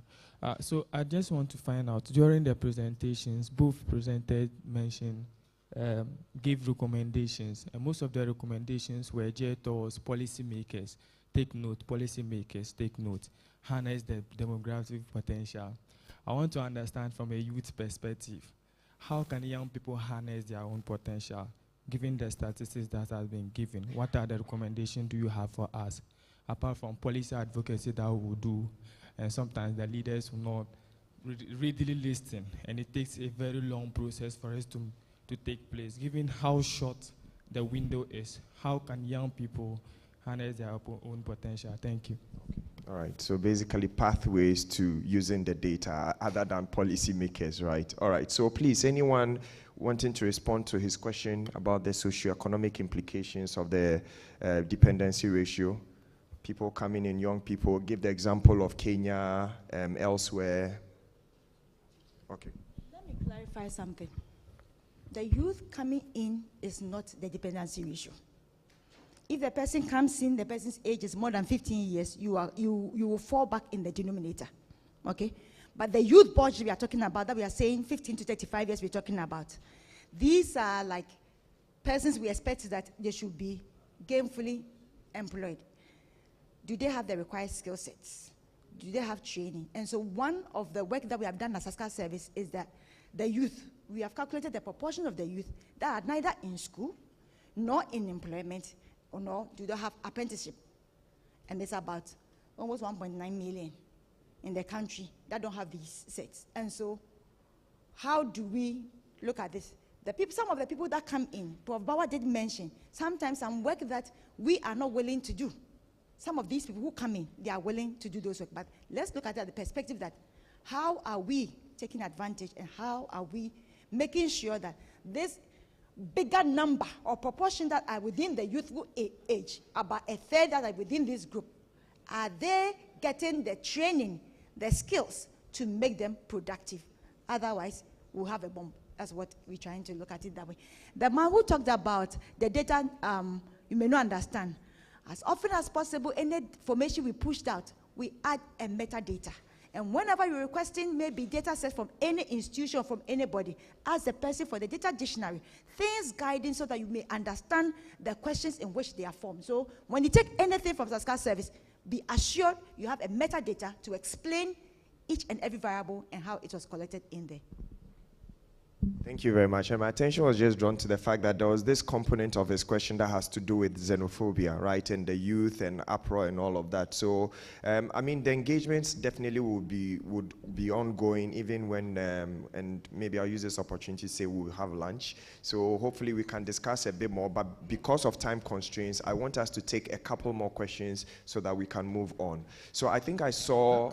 Can I just make Okay. a quick intervention? As I indicated, the youth, as we all know, they are very energetic, they are quite innovative, and they have the drive. So those are very good attributes, but they can be harnessed in very negative ways. And I think that what we should be doing, as we are learning from other countries, is to learn from what is going on and try to provide avenues. I reflected on some of what we should do to harness the dividend. Provide, opportunities for jobs. Sometimes we say the resources are not there to create a lot of opportunities for jobs, but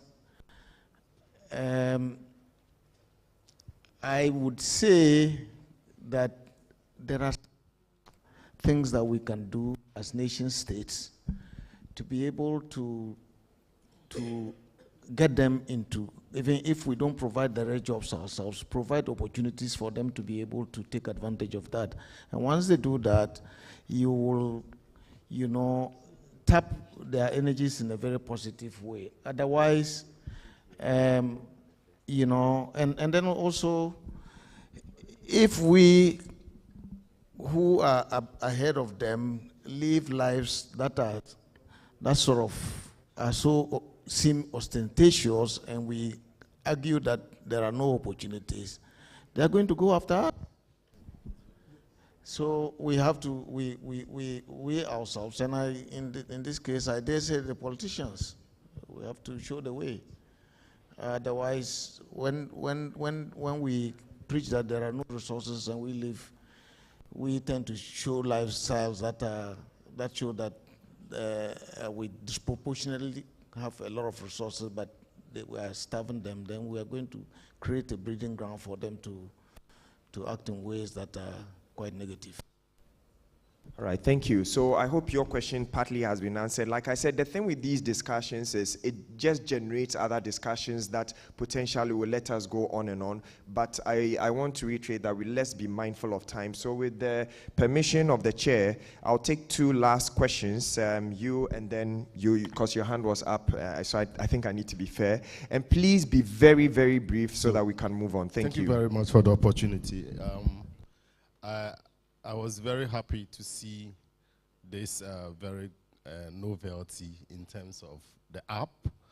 But my first question, inquiry into the sustainability of these apps. I remember when I was in the district, you have Deaf Info, you have Ghana Info, a lot of things, but it truncates.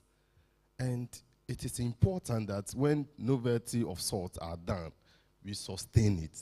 That's number one. Two, the issue of urban population projections vis-a-vis our new national urban policy. The variables that we are using to define our urban settlements, most of our urban centers are villages. Because we are using only population factor. And Prof, ANIM is part of the discussion which has actually been featured in our national urban policy, yet to be approved.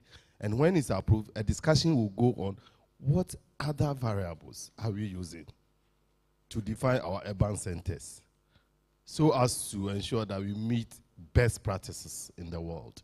So as a planner, I think that the last thing I will say, please, I'm from the Ministry of Local Government, is the fact that I think we should have a certain reorientation towards decentralization and local governance. The center cannot do. This conversation you are having here is at the center. So what?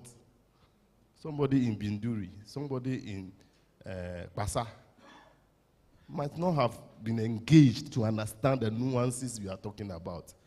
So they can be vulnerable and susceptible to terrorism because they may be misled that we are not socially cohesive.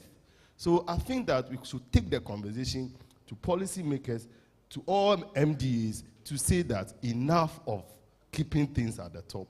Let's devolve as per Article 240 of the local governance of the 1982 Constitution of Ghana. I thank you very much. Thank you too. I think the next time the policymakers will be lined up here so that we can direct questions at them. But the good thing is that there'll be a second round of questions just before we end and go for lunch, because there are a couple more presentations. So the last question would go to you. Sorry for my left. And please go straight to the point so that our resource people can answer. Thank you very much. Dr. Sebastian Mweneso Sandari. I'm a member of parliament. I represent the people of Dafiama. Buse is a constituency in the Upper West region. One is to make a recommendation that if this presentation has not been made at the high level of policy makers or decision makers, I recommend that that should be organized, because sitting in, I've enjoyed it, and I've gotten, the takeaways that I think my colleagues and other decision makers should also know and understand to help us make those decisions. And then lastly, the second presenter made mention of one municipal being one of the municipalities that will have the highest older population. I think, if I'm right, you mentioned one municipal. What I didn't get was what are the factors contributing to that? Because sitting in, if I go and say it, and somebody asks, so what are the reasons for that? I would want to be educated, so that I take it properly away, and the implications for one municipality. Thank you very much. Thank you too. I think the last two comments have been really, really helpful. And this, as you know, we are live on YouTube, on Zoom, on Facebook. So clearly this will be on record. And I'm sure the Ghana Statistical Service board chair is here. She's taking notes. So hopefully there'll be progress beyond today's event. But to move on, and I assure the rest of you that there will be questions again before we end this session and go for lunch.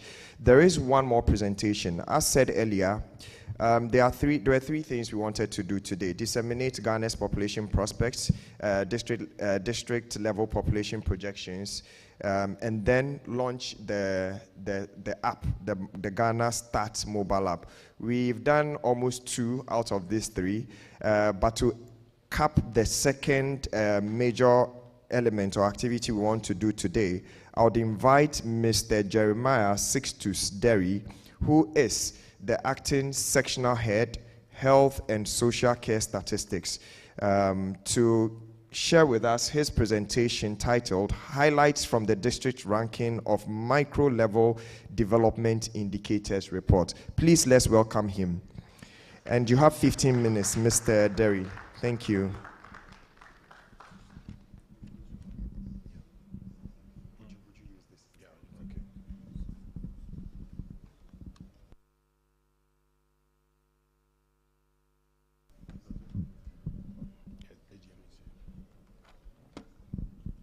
Thank you very much. Prof. Chair, I'm happy to be here to present on behalf of the team, and let me also write on the existing protocols to make my presentation. My boss had warned me earlier on that I have only 15 minutes. I will try to be as brief as possible. And so this presentation is on the district ranking of micro-level development indicators. And so just quickly we'll give a background and the methodology that guided the report, then some findings, and then finally we would talk about some key takeaways as well. And so throughout this morning, a lot has been spoken about disparities across regions and districts. And then this presentation seeks to delve into these disparities that are happening across the districts.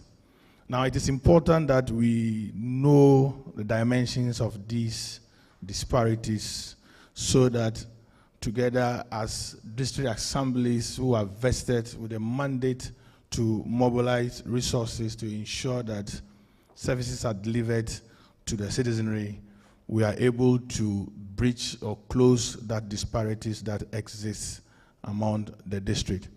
And so this report uses the focus areas in our long-term national development framework, that is Vision 2057. That is when Ghana turns 100 years. And so the report uses the focus areas of this policy document and then try to measure progress in some priority indicators across the district between the two intercensal periods, that is 2010 and 2021. So methodology, and so like I just said, the data used for this report are from the 2010 and 2021 population and housing census. And so we made analysis on 23 priority indicators from 9 focal areas of the Vision 2057. Now for these 27 indicators, we are able to make comparison for 21 of these indicators. 2 of them we cannot do comparison because the data for 2010 and 2021 are not comparable, and so we are not able to make a trend analysis on these 2 indicators. So we'll be dealing, but however, we are presenting on all 23 indicators. Now, how do we carry out the analysis? So basically, we are presenting 4 different analyses. And so the first thing is we are presenting the district ranking of the indicators. Now, this district ranking of the indicators, we use the value of the indicator as a measure of the rank. And so the district that is ranked first is the district that has the most improvement in that indicator.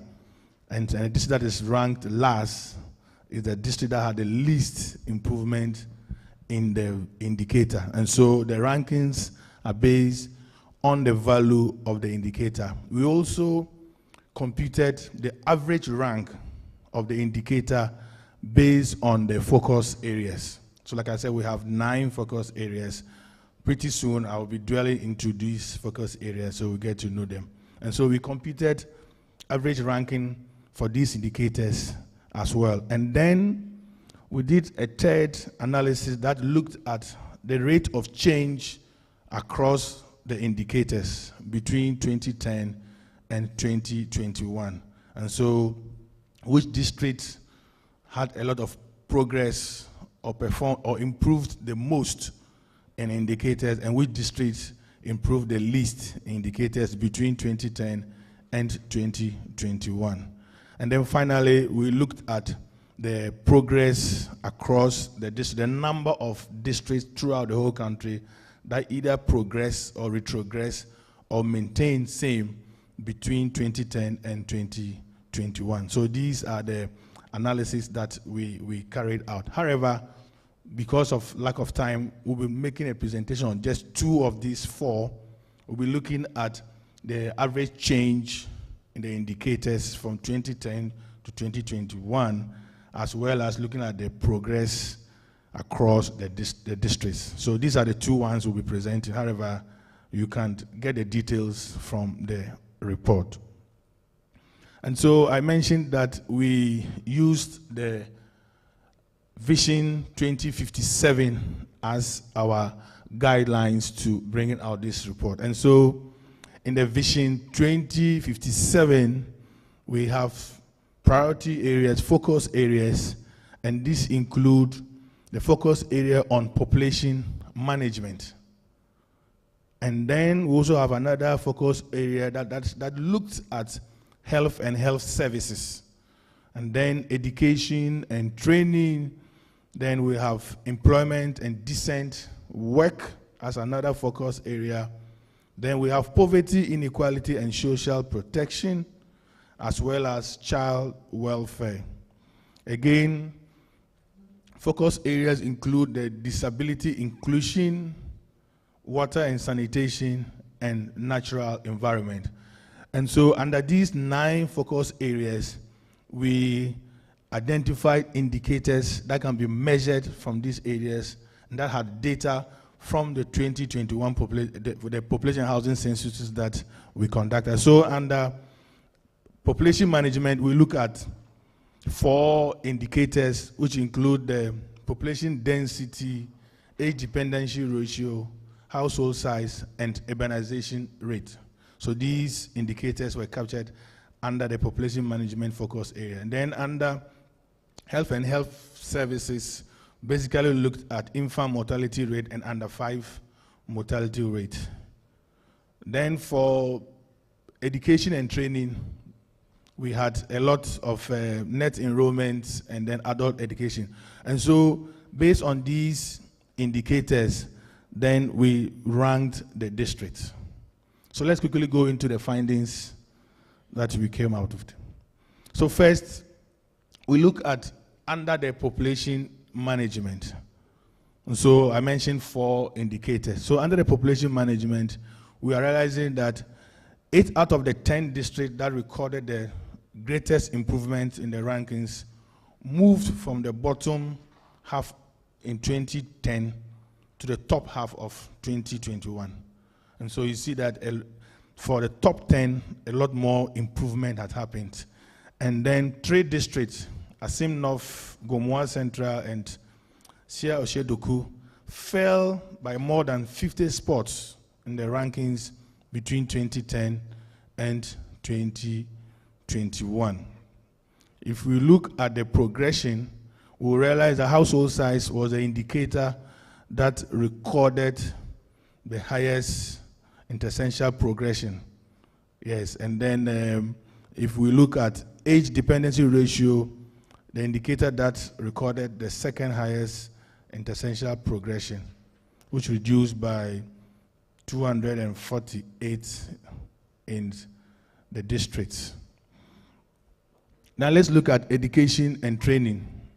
So under education and training, we are observing that 5 districts moved up for more than 50 spots in the ranking between 2010 and 2021, while 2 districts retrogressed or improved the least, also by more than 50 spots.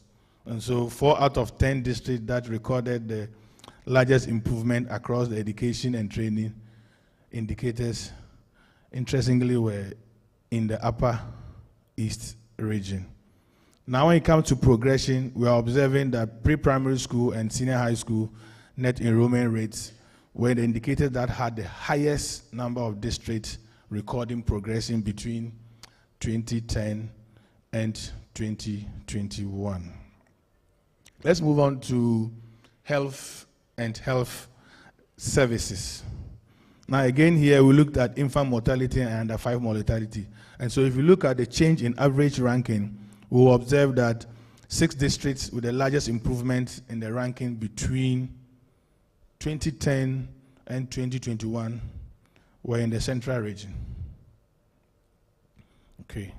And then also we are observing that 6 out of 10 districts that had the least improvement ranking fell from the top 10 into the bottom half of over the period 2010 and then 2021. Now, what is gladdening is that these two indicators, all districts had some progression in these two indicators under the infant mortality and then under 5 mortality. So there's progress in all districts in the area of health and health services. We move on to employment and decent work.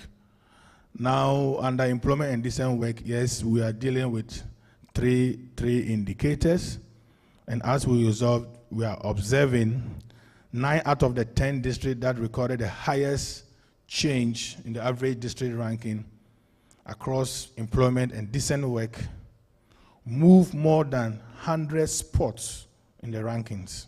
And so there are a lot of improvements in there. Now, half of the district recording the largest decline in the average ranking were in the Upper East region. Then we had 3 in the Northern region, and then we have 2 in the Savannah regions. When we look at the progression across indicators, we observe that there are improvements in employment and decent work between 2010 and 2021. Now, we also look at for under unemployment, we also are observing that there was also a universal retrogression in unemployment, with all districts recording an increase in unemployment rate between 2010 and 2021. Now we'll quickly go to child health. This is the issue when you are the last presenter. They'll put all the pressure on you. Anyway, all right. So similarly, under child welfare, we are seeing that Asim Fosu is recording the highest, improvement, while we have Wild West also recording the least improvement between 2010 and 2021. Again, if you look at the progression, you observe that under the child engaged in economic activity, most districts have improved in that regard. Then we'll move to water and sanitation. So 5 out of the 10 districts that recorded the largest progression ranking, interestingly, were in the central region, followed by the greater Accra region. However, we are observing that for those that had the least, we're having Adan West recording the least progression between 2010 and 2021. Natural environment. Almost all districts improved in terms of their access to electricity and then access to the internet as well. So all districts improved between 2010 and 2021. Okay, so we also had an indicator under the poverty, inequality, and social protection, which measured the multidimensional poverty. And so as we see, the Adansi Asukwa municipal, yes, recorded the lowest multidimensional poverty, while we had Nabdan district in the Upper East region recording the highest multidimensional poverty. Then under disability, we are having the Upper Manya Krobo having the least proportion of the disability in employment. And then we're having, again, Nabdan in the Upper East region recording the highest percentage of disability in employment as well. Okay, so let me go to the overall ranking for these districts. So overall, considering all the 23 indicators, if we do the average ranking, we are observing that, so Ablekuma North Municipal is ranked first with an average ranking of 27, while we have the Solatona Calabar district in the Savannah region ranked the 261st district. Okay. So that is the overall ranking.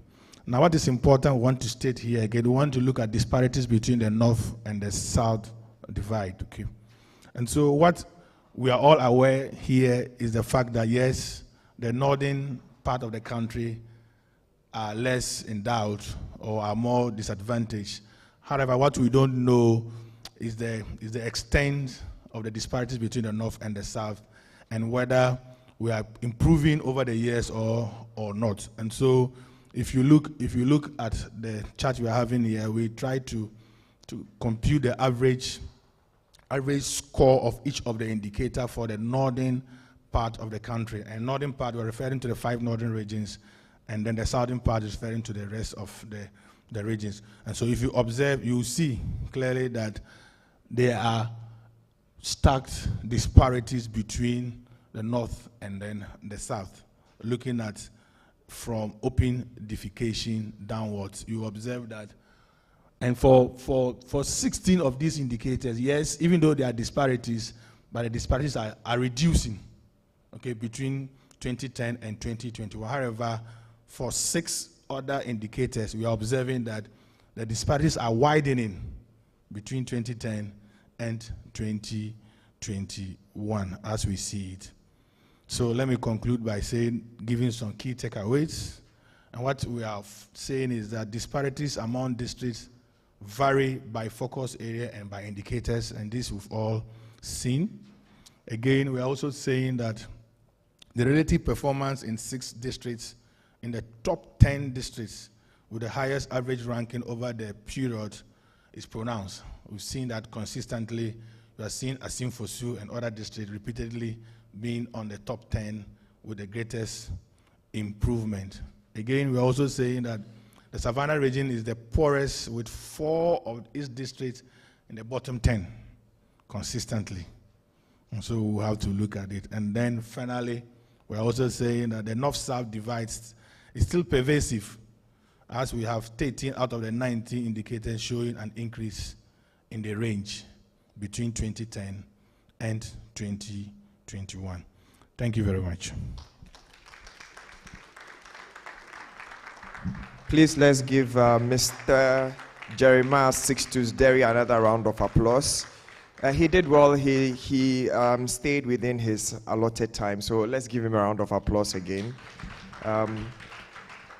And just as a reminder, for those of you joining us online, I understand that you have some questions and comments. We would address them or come to them when we are about closing. So we've not left you yet. It is an in-person event, but we acknowledge the comments of those who are joining us on all the social media platforms. So at this point, we are going to come to a very exciting part of today's event, which is an overview and a live demonstration of the Ghana Starts App. I hope you've all downloaded it. Can the PR team, media team, show the QR code again, just in case anyone here is yet to download it? Can I see by hand, briefly, how many have been able to download the app now? By hand. So not all of us. Please, I will encourage you to download the app and make sure that everyone in your close circle has the app.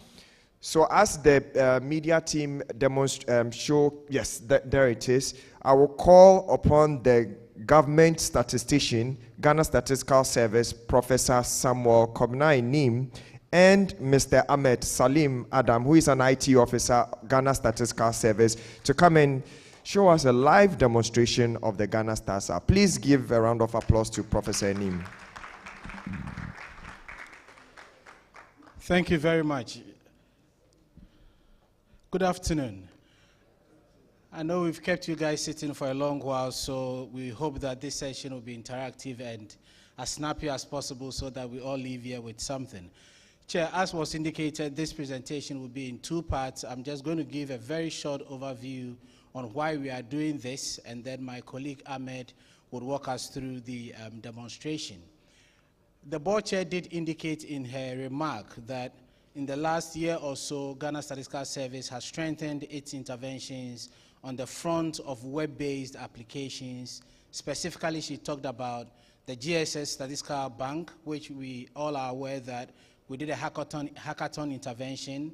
She also talked about the Digital Census Atlas Map, which is also another web-based intervention, and also the rasterized map, which we use to drill down to the locality level. In the coming months, we're going to strengthen our interventions from the perspective of mobile phone applications. Chairperson, as we reflected on all these that we are doing at Ghana Statistical Service, our motivation was based on the fact that globally, if you ask what is the wealthiest country that we have across the globe, you Google and you quickly find it. If you Google what is the safest place that you want to be, once you Google, you're going to find it. If you Google where you want to see the happiest people in the world, if you Google, you're going to find it. And countries like Ireland, Finland, and Iceland are always coming up in these areas. Unfortunately for us in Ghana, if I want to go around the room and ask what is the wealthiest district in the country, we don't have that information. This is about time that we don't put the statistics out there just for purposes of policy making, but also for household decision making. So going forward, the reason why we think that the mobile phone application is an important route for disseminating statistics is to help people in Ghana understand the communities in which they stay. So by a click of a button on your phone, you're going to get a sense of access to information in your district. You're going to get a sense of the net enrollment that you have in your district, and all the 23 indicators that 60s put out there. We're hoping to enhance this application so that it wouldn't be only district-based applications, but anytime we release any statistics, people will sit in their residences, in their respective schools, and they can access up-to-date statistics. We want to use you people gathered here as ambassadors to ensure that what we're going to put out there would not only be meant for policymakers, but will be an educational tool for your children to help them understand, your children and close relatives, to help them understand the communities that they live in. I'll pause here, and once again, thank you very much for enduring us over the past 2 hours, and we're hoping to do this in the next 10, 15 minutes. Thank you.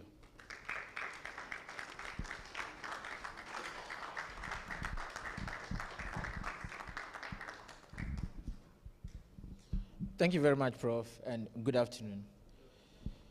So, Prof Chair, I would want to ride on the existing protocols and give a live demonstration of the Ghana Stats application. As the government statistician indicated, over the years, we've been trying to improve on how to get users or data users to access information. And as part of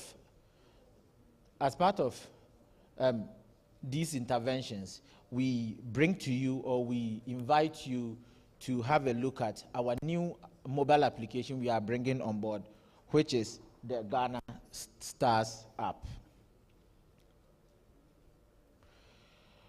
So the Ghana Stars app is a mobile application developed by Ghana Statistical Service that provides you data at the district level. So it also uses or focuses on the Vision 2057. So a quick overview. When you download the application for the first time, you might want to press or tap on the help button to have a view here. So what this page does, it helps you understand the statistics and some of the figures or some of the icons that are on it, so that you can easily understand it. So going back to it, let's quickly navigate through the application itself.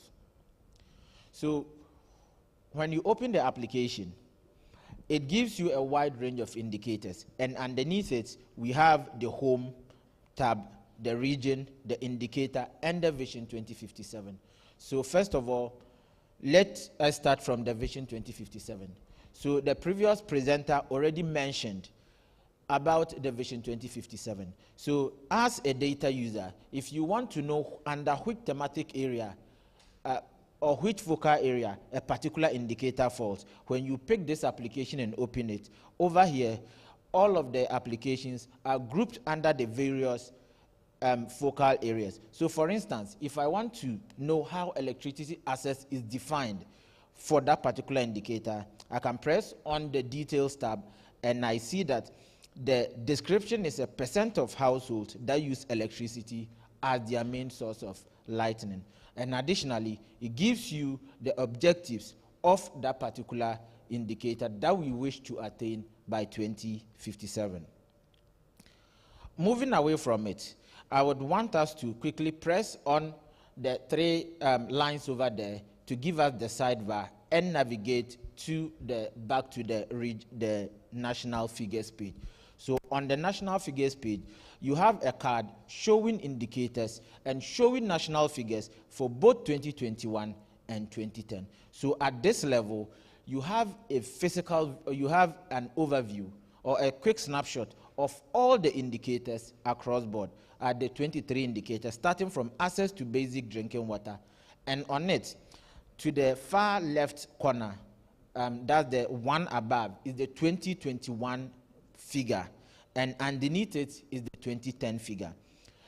We see arrows. So the arrows there indicate a progress or a decline. So a green arrow indicates a progress, whilst a red arrow indicates a decline. There are some indicators, for instance, the household size, which is a decline. However, the decline is in what? A positive direction. Away from the national figures, if we look at the national figures, it gives us a very nice overview that Ghana is moving in the right direction. Let's zoom down to the region page where we can have the district statistics. So on this page as well, we have added a functionality which automatically detects the particular district you are currently in. So for instance, if I press on the use current location, it loads for me and searches for my current district I currently find myself, and tells me that currently I am standing in Greater Accra and the district is what? Kwale Kulote Municipal. So if I press confirm, it loads the indicators for me and gives me the figures with the positions and the figures and the rankings for all the 23 indicators. So with this, you can easily navigate through every particular district. So unlike going through the reports where you might have the first 10 and the last 10 districts, with the help of this application, you can view any, with the help of,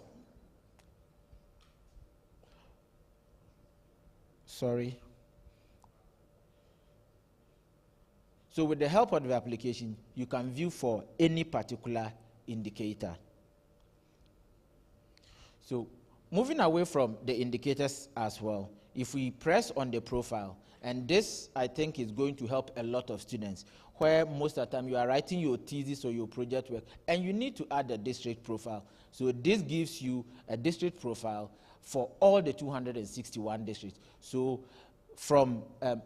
starting from now, you wouldn't have an excuse to say that I am searching for my district profile and I can't find it.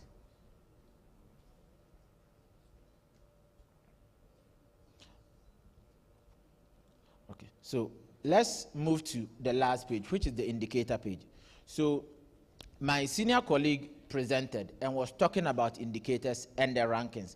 And you realize that in his presentation, he focused mainly, his focus was targeted at the first 10 and the last 10. However, with this application, you can easily find for all 261. So if I pick an indicator like access to basic drinking water, I have the first district being Ladade Kotopon Municipal, and in 2010 they were third. However, in 2021 they are first. However, on this particular page, the arrows you see use the rankings for a green button or a red button. So this tells you that if you see, for instance, Kwadaso Municipal, it tells you in 2010 they were 8th. However, in 2021 they declined by 1 and moved to the 9th position.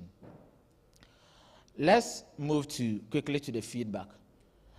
Since it's an application, we know users at a point in time would want fresh features or would want additional features. We at Ghana Statistical Service, we open our arms to new features you might want us to add to our application. So you can come to the feedback page, you enter the kind of feedback or the kind of support request you want, be it a data, a form of data or a form of indicator you want us to add to the application. We would do that for, or a technical issue you are facing with the application. We would do that and get back to you. So my key takeaway for this application is, moving slightly away from the application, you realize that at the national figures page, most of the numbers really look well. But if you delve down to the regional or the district level, you realize that some districts are really not doing well. So this application helps you as a data user to know whether your district is doing well or your district is not doing well. So you do not have an excuse to say that I do not have access to data to know that whether my district is declining or is improving. Thank you very much.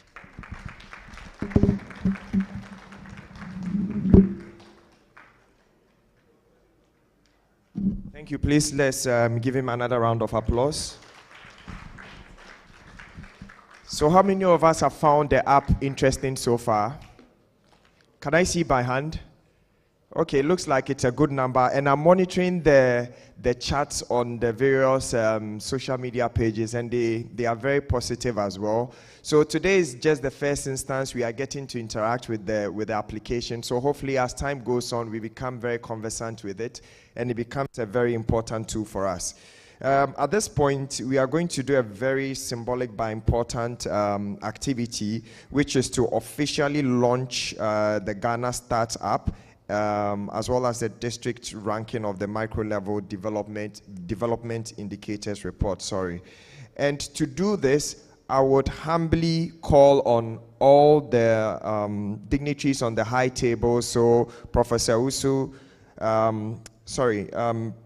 Grace Bediako, Professor Kofi Usabo Asari, Professor Neem, Professor Bawa, Professor Apia Edu, Professor Awache, and then the Deputy Government Statistician, Dr. Faustina Engwa. Please come up here to officially launch the Ghana Stats app, so that from today we know that Ghanaians from all over the country and even outside the country, non-Ghanaians would have access to this application,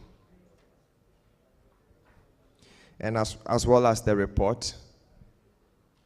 So there's a very symbolic activity, but very important as well. Yeah. So please, maybe you can come in the middle so that we get a good photo of everyone. Yes, with this. Yes, with this. Yeah. Okay. So, Doc, do you have a couple of what you use this for? Yes, you can. No, please come and stand by. So just chair, please. Yes. So officially, you launch the report and the Ghana Stats app. So we need.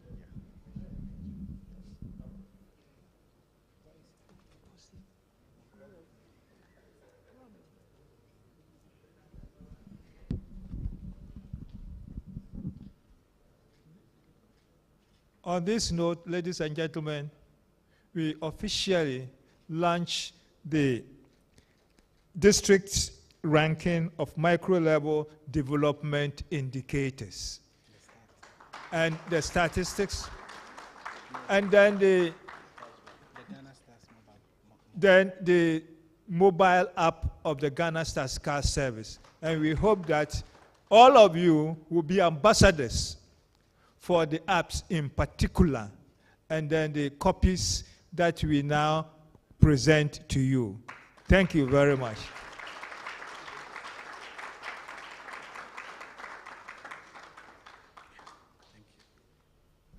Thank you very much. Another round of applause. So now the Ghana Stats app is officially launched, as well as the district ranking of micro-level development indicators report. I am very interested to see where the district I hail from and the district I live how they rank. So I'll be definitely checking that report, and I'll urge all of you to do that, because especially when the indicators were being presented, it really struck me, and it's something that all of us should be interested, especially the policymakers. We all kept on saying policymakers. I think the next time we need to have a whole row full of policymakers and make sure we speak directly to them. But what we are certain is this message has gone far, and we strongly believe that those who should hear the message, those who would hear the key findings, have heard it, and they are going to take action. There's going to be a last round of question and answers, as I promised, but it's going to be very brief. And I think we need to also we need to be fair to those who have stayed with us online, right from the beginning up until now. There's one comment or question that I would want to start with and open the floor for 10 minutes, as I said.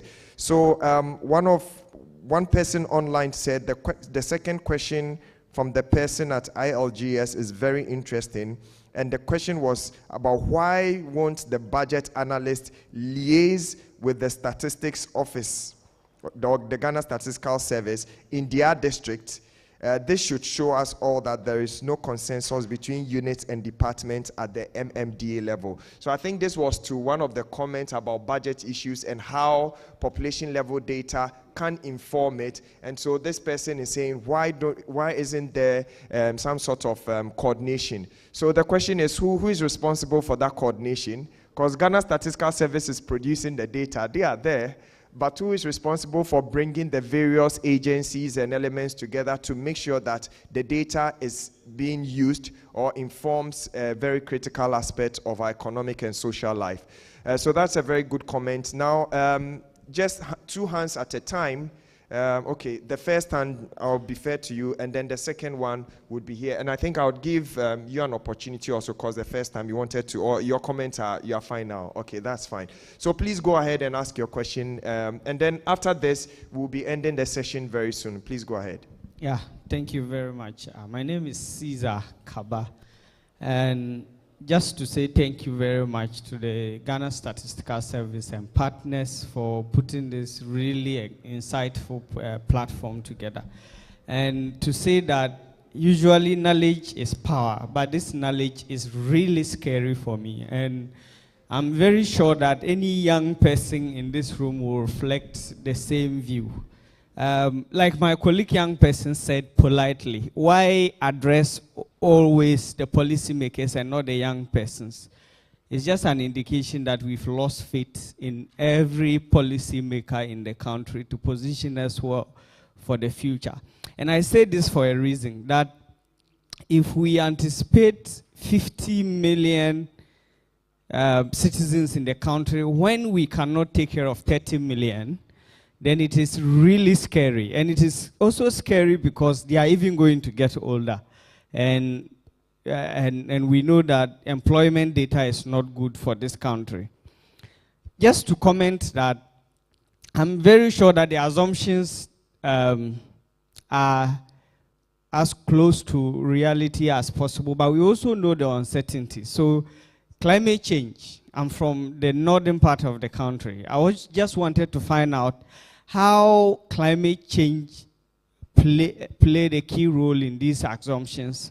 Also because we know the current news that rain is not coming for the people to farm, and it is their main source of livelihood. This has tendency to impact the data, and how can we account for this in the projections that were made and better use it? I am from the Kasna Nankana West, lastly, and I saw my district ranking drop by 30 points in terms of ranks. And I can say also that the last 3 MPs of my constituency were changed in the last 3 elections. So a message to the politicians clearly with this data is also that you are not safe. And you are not just safe because we are not going to be retaining you, but in the near future, we are not even going to vote again. And it's not a threat. I'm saying this because all of us as young people in the country know that we are not heading towards the right direction. And conference rooms are not proven to be the right platform. I'm not saying this this app is not the right place. I am just saying that if the data continuously come as it is and it's not being used, then it's a waste of our resources. So if the politicians are not here, and I heard the MP say rightly, please, let's find a platform to disseminate to every politician. Let them know that with the rising unemployment rate, the political manipulation is no longer enough to manage the young people on the street. Very soon, your cars will not be enough protection for you. I am not the one who will do it, but I am just saying that we are fed up and we want to take the future into our own hands. Thank you very much. Thank you very well said, and I'm sure that the right ears have heard it. There was who was? Yes, please. Please give the microphone to him. Thank you, Dr. Nikwe from Department of Geography, University of Ghana. I want to actually applaud Ghana Statistical Service for this app that it has put in place, because previously you would have to write, applications to use their data and so on and so forth. But now this is a tool right in your hand. My question though is whether we are going to go lower than the district level to go to enumeration areas. And what will be the challenge and the opportunities that could come with that? So that is my question.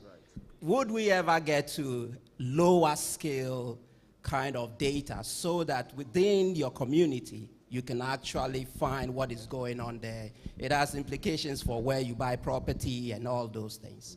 Thank you. I think this is a very valid question. How disaggregated can we get? You talked, Dr. Fripengo, I talked about Punkataman, so I lived there, but it's a really huge municipality. So I think that further disaggregation, if it's possible, but I don't know whether you or Prof would want to, yeah, please. Okay, sure. My Prof will finalize it. He knows everything, but let me do the small bit. Let me come to you. Young man, climate change does not come in population projections.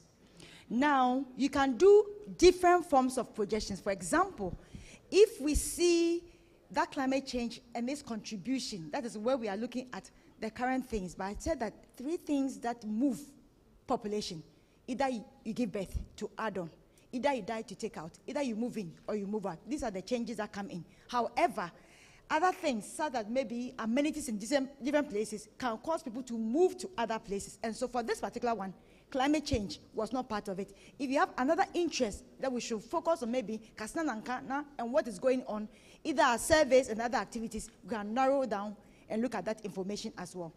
One of the things that information from Statistical Service is on our website, free. And now we have moved away from producer-centeredness to user-centeredness. Time past, you find our information, PDFs or other versions you cannot use. Now, whether you want in Excel, whether you want in data, whether you want tab delimited, whatever you want it, you can get it and you use it.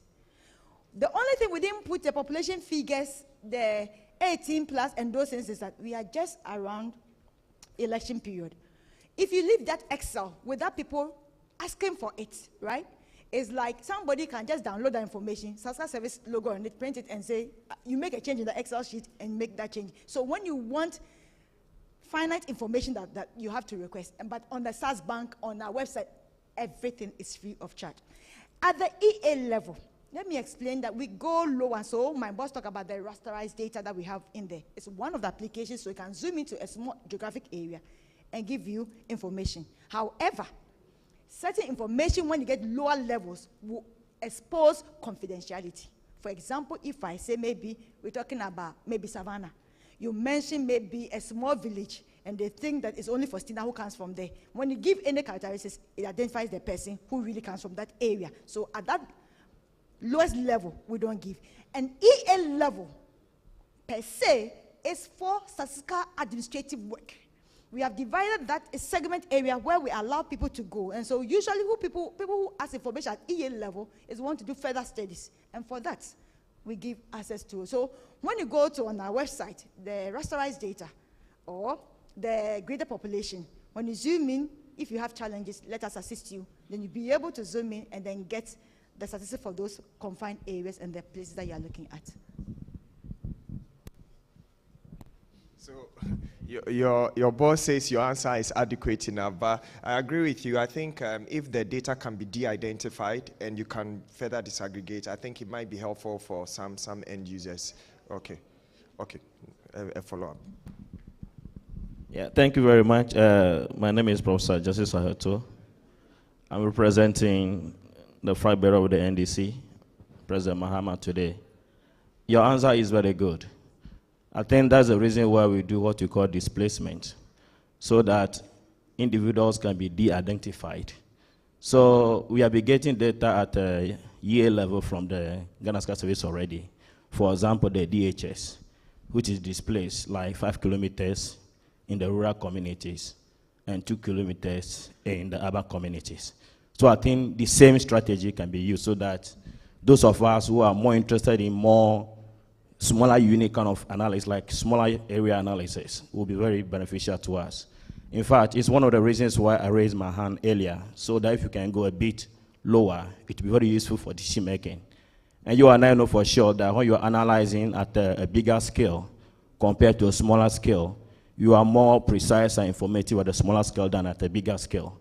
So that is why we are calling for this. We know it involves a cost here and there, but I believe Ghana Sky Service can still do it. And before I finish, thank you so much for putting this great energy, because where we are now, for even you to talk about somebody, you need to know where they live. And the region is too big for us to talk about regional level kind of estimate. And for you to make the effort to go to a district level, which is much smaller than the regional level, we appreciate your effort. My only prayer is that various agencies within the state will understand this data and use it for our benefit. You have done your part. Thank you. Thank you. Yeah, Prof, please. Yeah, let me say that these projections are made on a number of assumptions. They are based on a number of assumptions. So the fertility rates, the migration will continue with the current trend. And so the reason why policy will have to, be formulated or redesigned is that there will be a number of interventions to change either the status quo or the trend. So one of them is the urban policy, which is being formulated, a new one, which includes a number of growth poles. So you see the trend, the current trend in many of the districts that were shown. There will be a number of growth poles, which either to reduce either the factors of migration from one area to the other, or fertility rate. So with the issue of SRHR, empowerment, and other issues that are being introduced. So the trend will not continue, but all depends on the policies and the programs that are designed from now until 2030. And that is why it is important that we have a number of policymakers here who will look at this data very well and say, what are the areas that we need to introduce interventions for change? Otherwise, some of these will come into being, but it's also possible that many of these projections may not come into being because of the interventions we are making this and tomorrow. Thanks. Dr. Aheto Moses, Yeah, thank you so much. Once again, I don't know the methodology being used for the projections, but now we are also interested in some kind of credible or confidence intervals around the estimate, because we know when they're doing the projection, it's likely they might not be certain because of what we know already. So if it's possible, sometimes you also add on like confidence or credible intervals around the estimate so that you can give us some information about what we expect, like the lowest or the highest in that angle. That would be very useful for us. Thank you so much for everything. Sister Faustina. Thank you, Moses. When it comes to projections, and so I told you that we have limited time, and if you had been with us for the first July presentation, we delve into what if we dissect even our base year information, what rigor we go through, so the confidence interval, the limits, and the points are given. When you set it in there before you use it to project, and so that information, we can go further with you. But again, when you talk about the small area estimation, beautiful, because in our surveys, that's why we try to make sure that the districts are represented with a number of EAs. So not just one EA, a number of EAs in the district, but at least every district should be represented, such that using that one in collaboration with the census indicator, we can do the small area estimation. So if it's for a survey, and as when you contact Statistical Service, but again, there are some areas, I not just come and put that maybe population at least EA, because EA in per se, it does not exist in the dictionary of any other person than Statistical Service.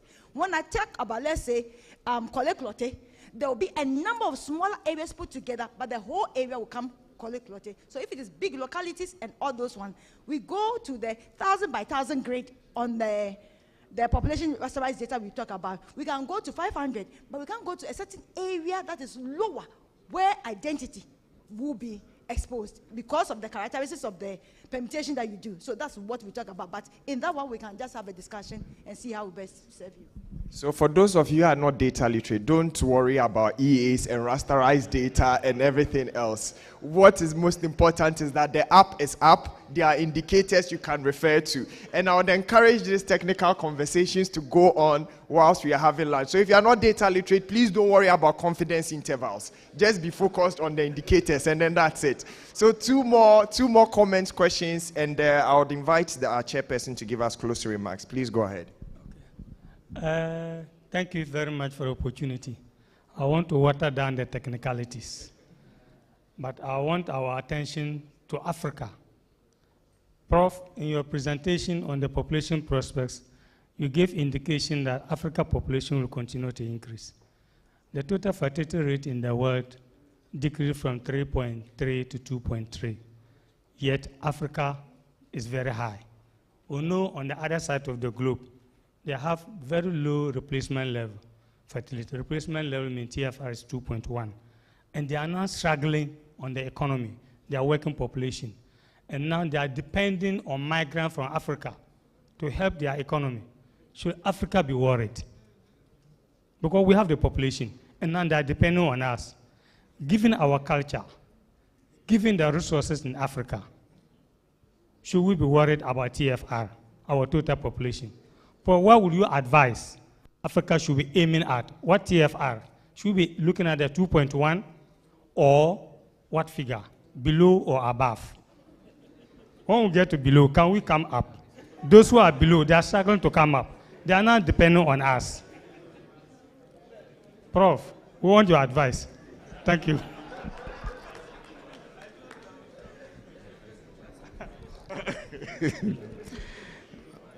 Okay, I can't give you a magic number. You can be sure of that. I mean, there's a balance. We have to strike a balance, both at the personal level and at the national and continental level. I would say that generally, you have to look at the resources. And if you look at the resources as a country, as a continent, do we have what it takes to be able to maintain the rate of growth and the level of fertility that we have? I know, on the other end, once your fertility drops below a certain level, it's very difficult to bring it to come back, no matter what pronatalist policies that you put in place, because a behavioral change. And once people slip to the other side, they don't even want to. So there's a balance. I wouldn't say there's a magic number, but I would say on average, between 2 and 3. At the moment, the TFR for Africa is in excess of 4. In our own country, and Ghana's TFR is just about the average for the Africa region. At a personal level, are you able to take care of 4 or 5 MAFs?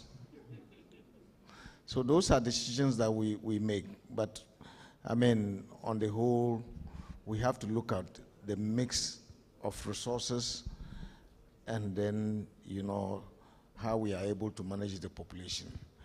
So that's what I would say.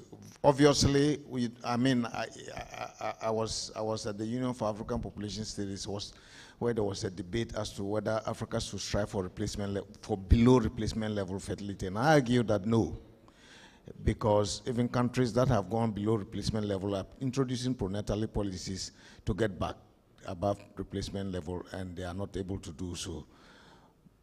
So that's broadly what I would say. Political answer, right? Thank you very much. Please, let's give him a round of applause. Prof, on your last point, if our great-grandmothers or our grandmothers were answering that question, they'll tell us just to give birth, They are not going to talk about replacement levels.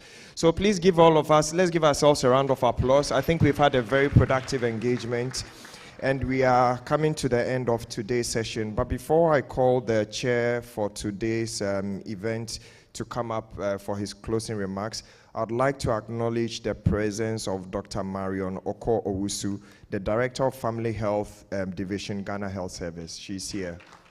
So today we are very privileged. We have many people from all divides of economy, social life, from academics to political representatives to everyone here. So I think we've the right ears are here, and they've heard and they'll disseminate the findings as such. So I'll now call on the chair to give his closing remarks, and then we'll have a closing prayer before lunch. Please, let's welcome the chair, Professor Kofi Owusu-Asare. Thank you very much.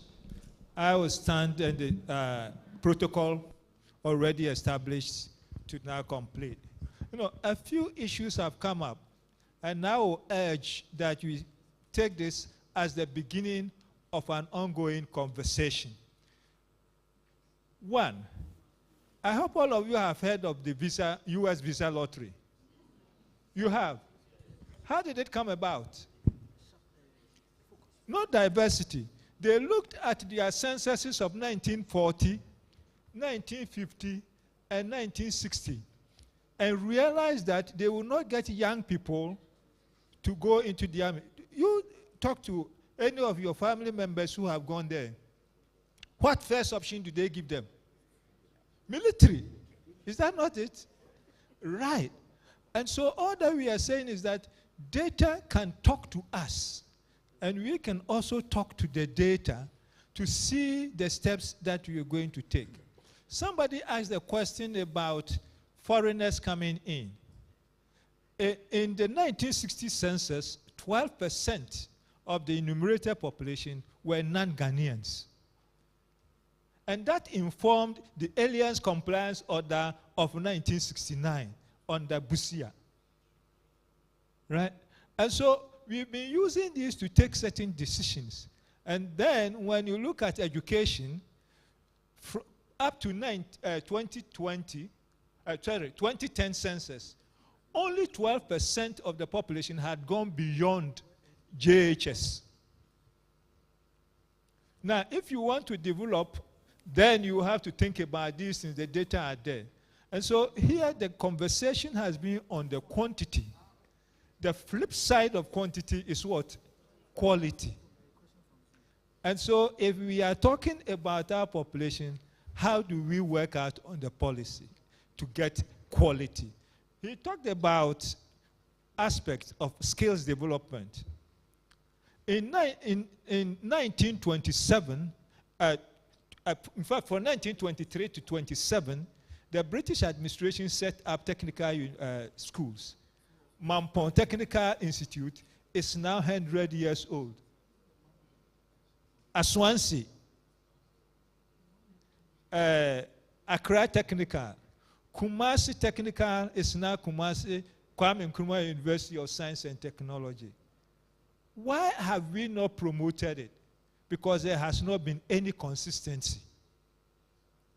And so this should give us the opportunity to start thinking about consistency.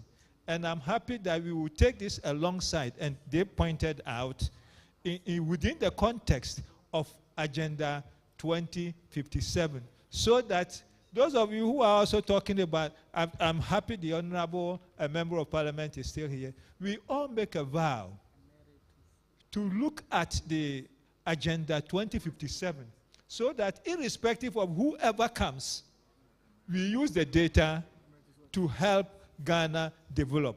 So my message is, if you want information, please interact with Ghana Statistical Service on their website, and they will be ready to do that. But let's also start the conversation in our own small areas and let's get talking about it. I'm happy you are here, and I thank you very much. Just leave you with a word.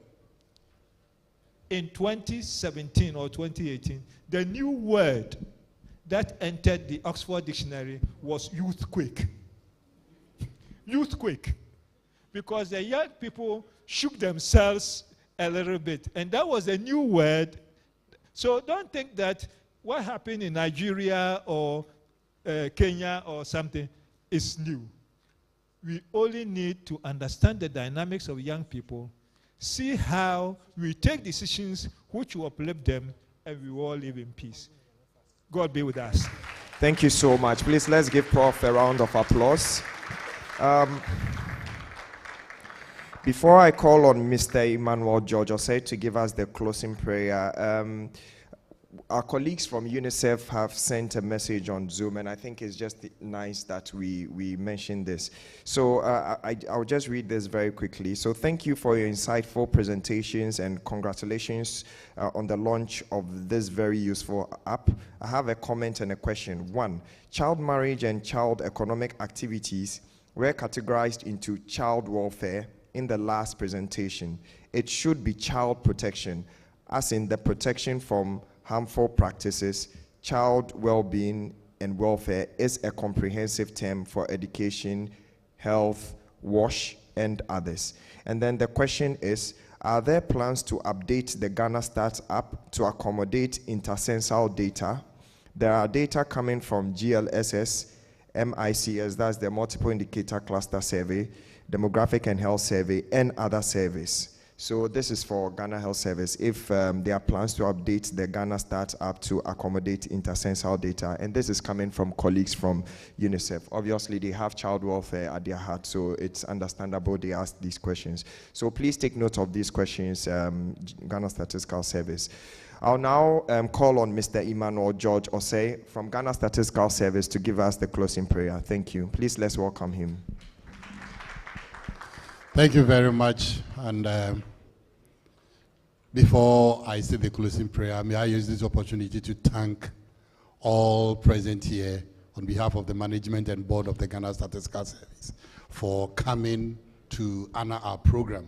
And we pray that when we ask you to come again the next time, you will be with us so that we can move Ghana forward. Shall we please rise and say the closing prayer? Father, we thank you for how far you've brought us, and we thank you for leading us throughout this program successfully up to this time. We pray that even as we started deliberating on issues from here, you will continue to guide us and direct our thoughts as we think about our country for a better future for ourselves and for generation yet unborn. We bless you that you've answered our prayer through Jesus Christ our Lord. Amen. All right, so thank you very much. That will be all for today. Please make sure you network with at least 2-3 people. Lunch will be at the Bamfo Hall. So please don't leave yet. Unless you are fasting or under religious activity, please, let's see you at lunch. Thank you and have a good day.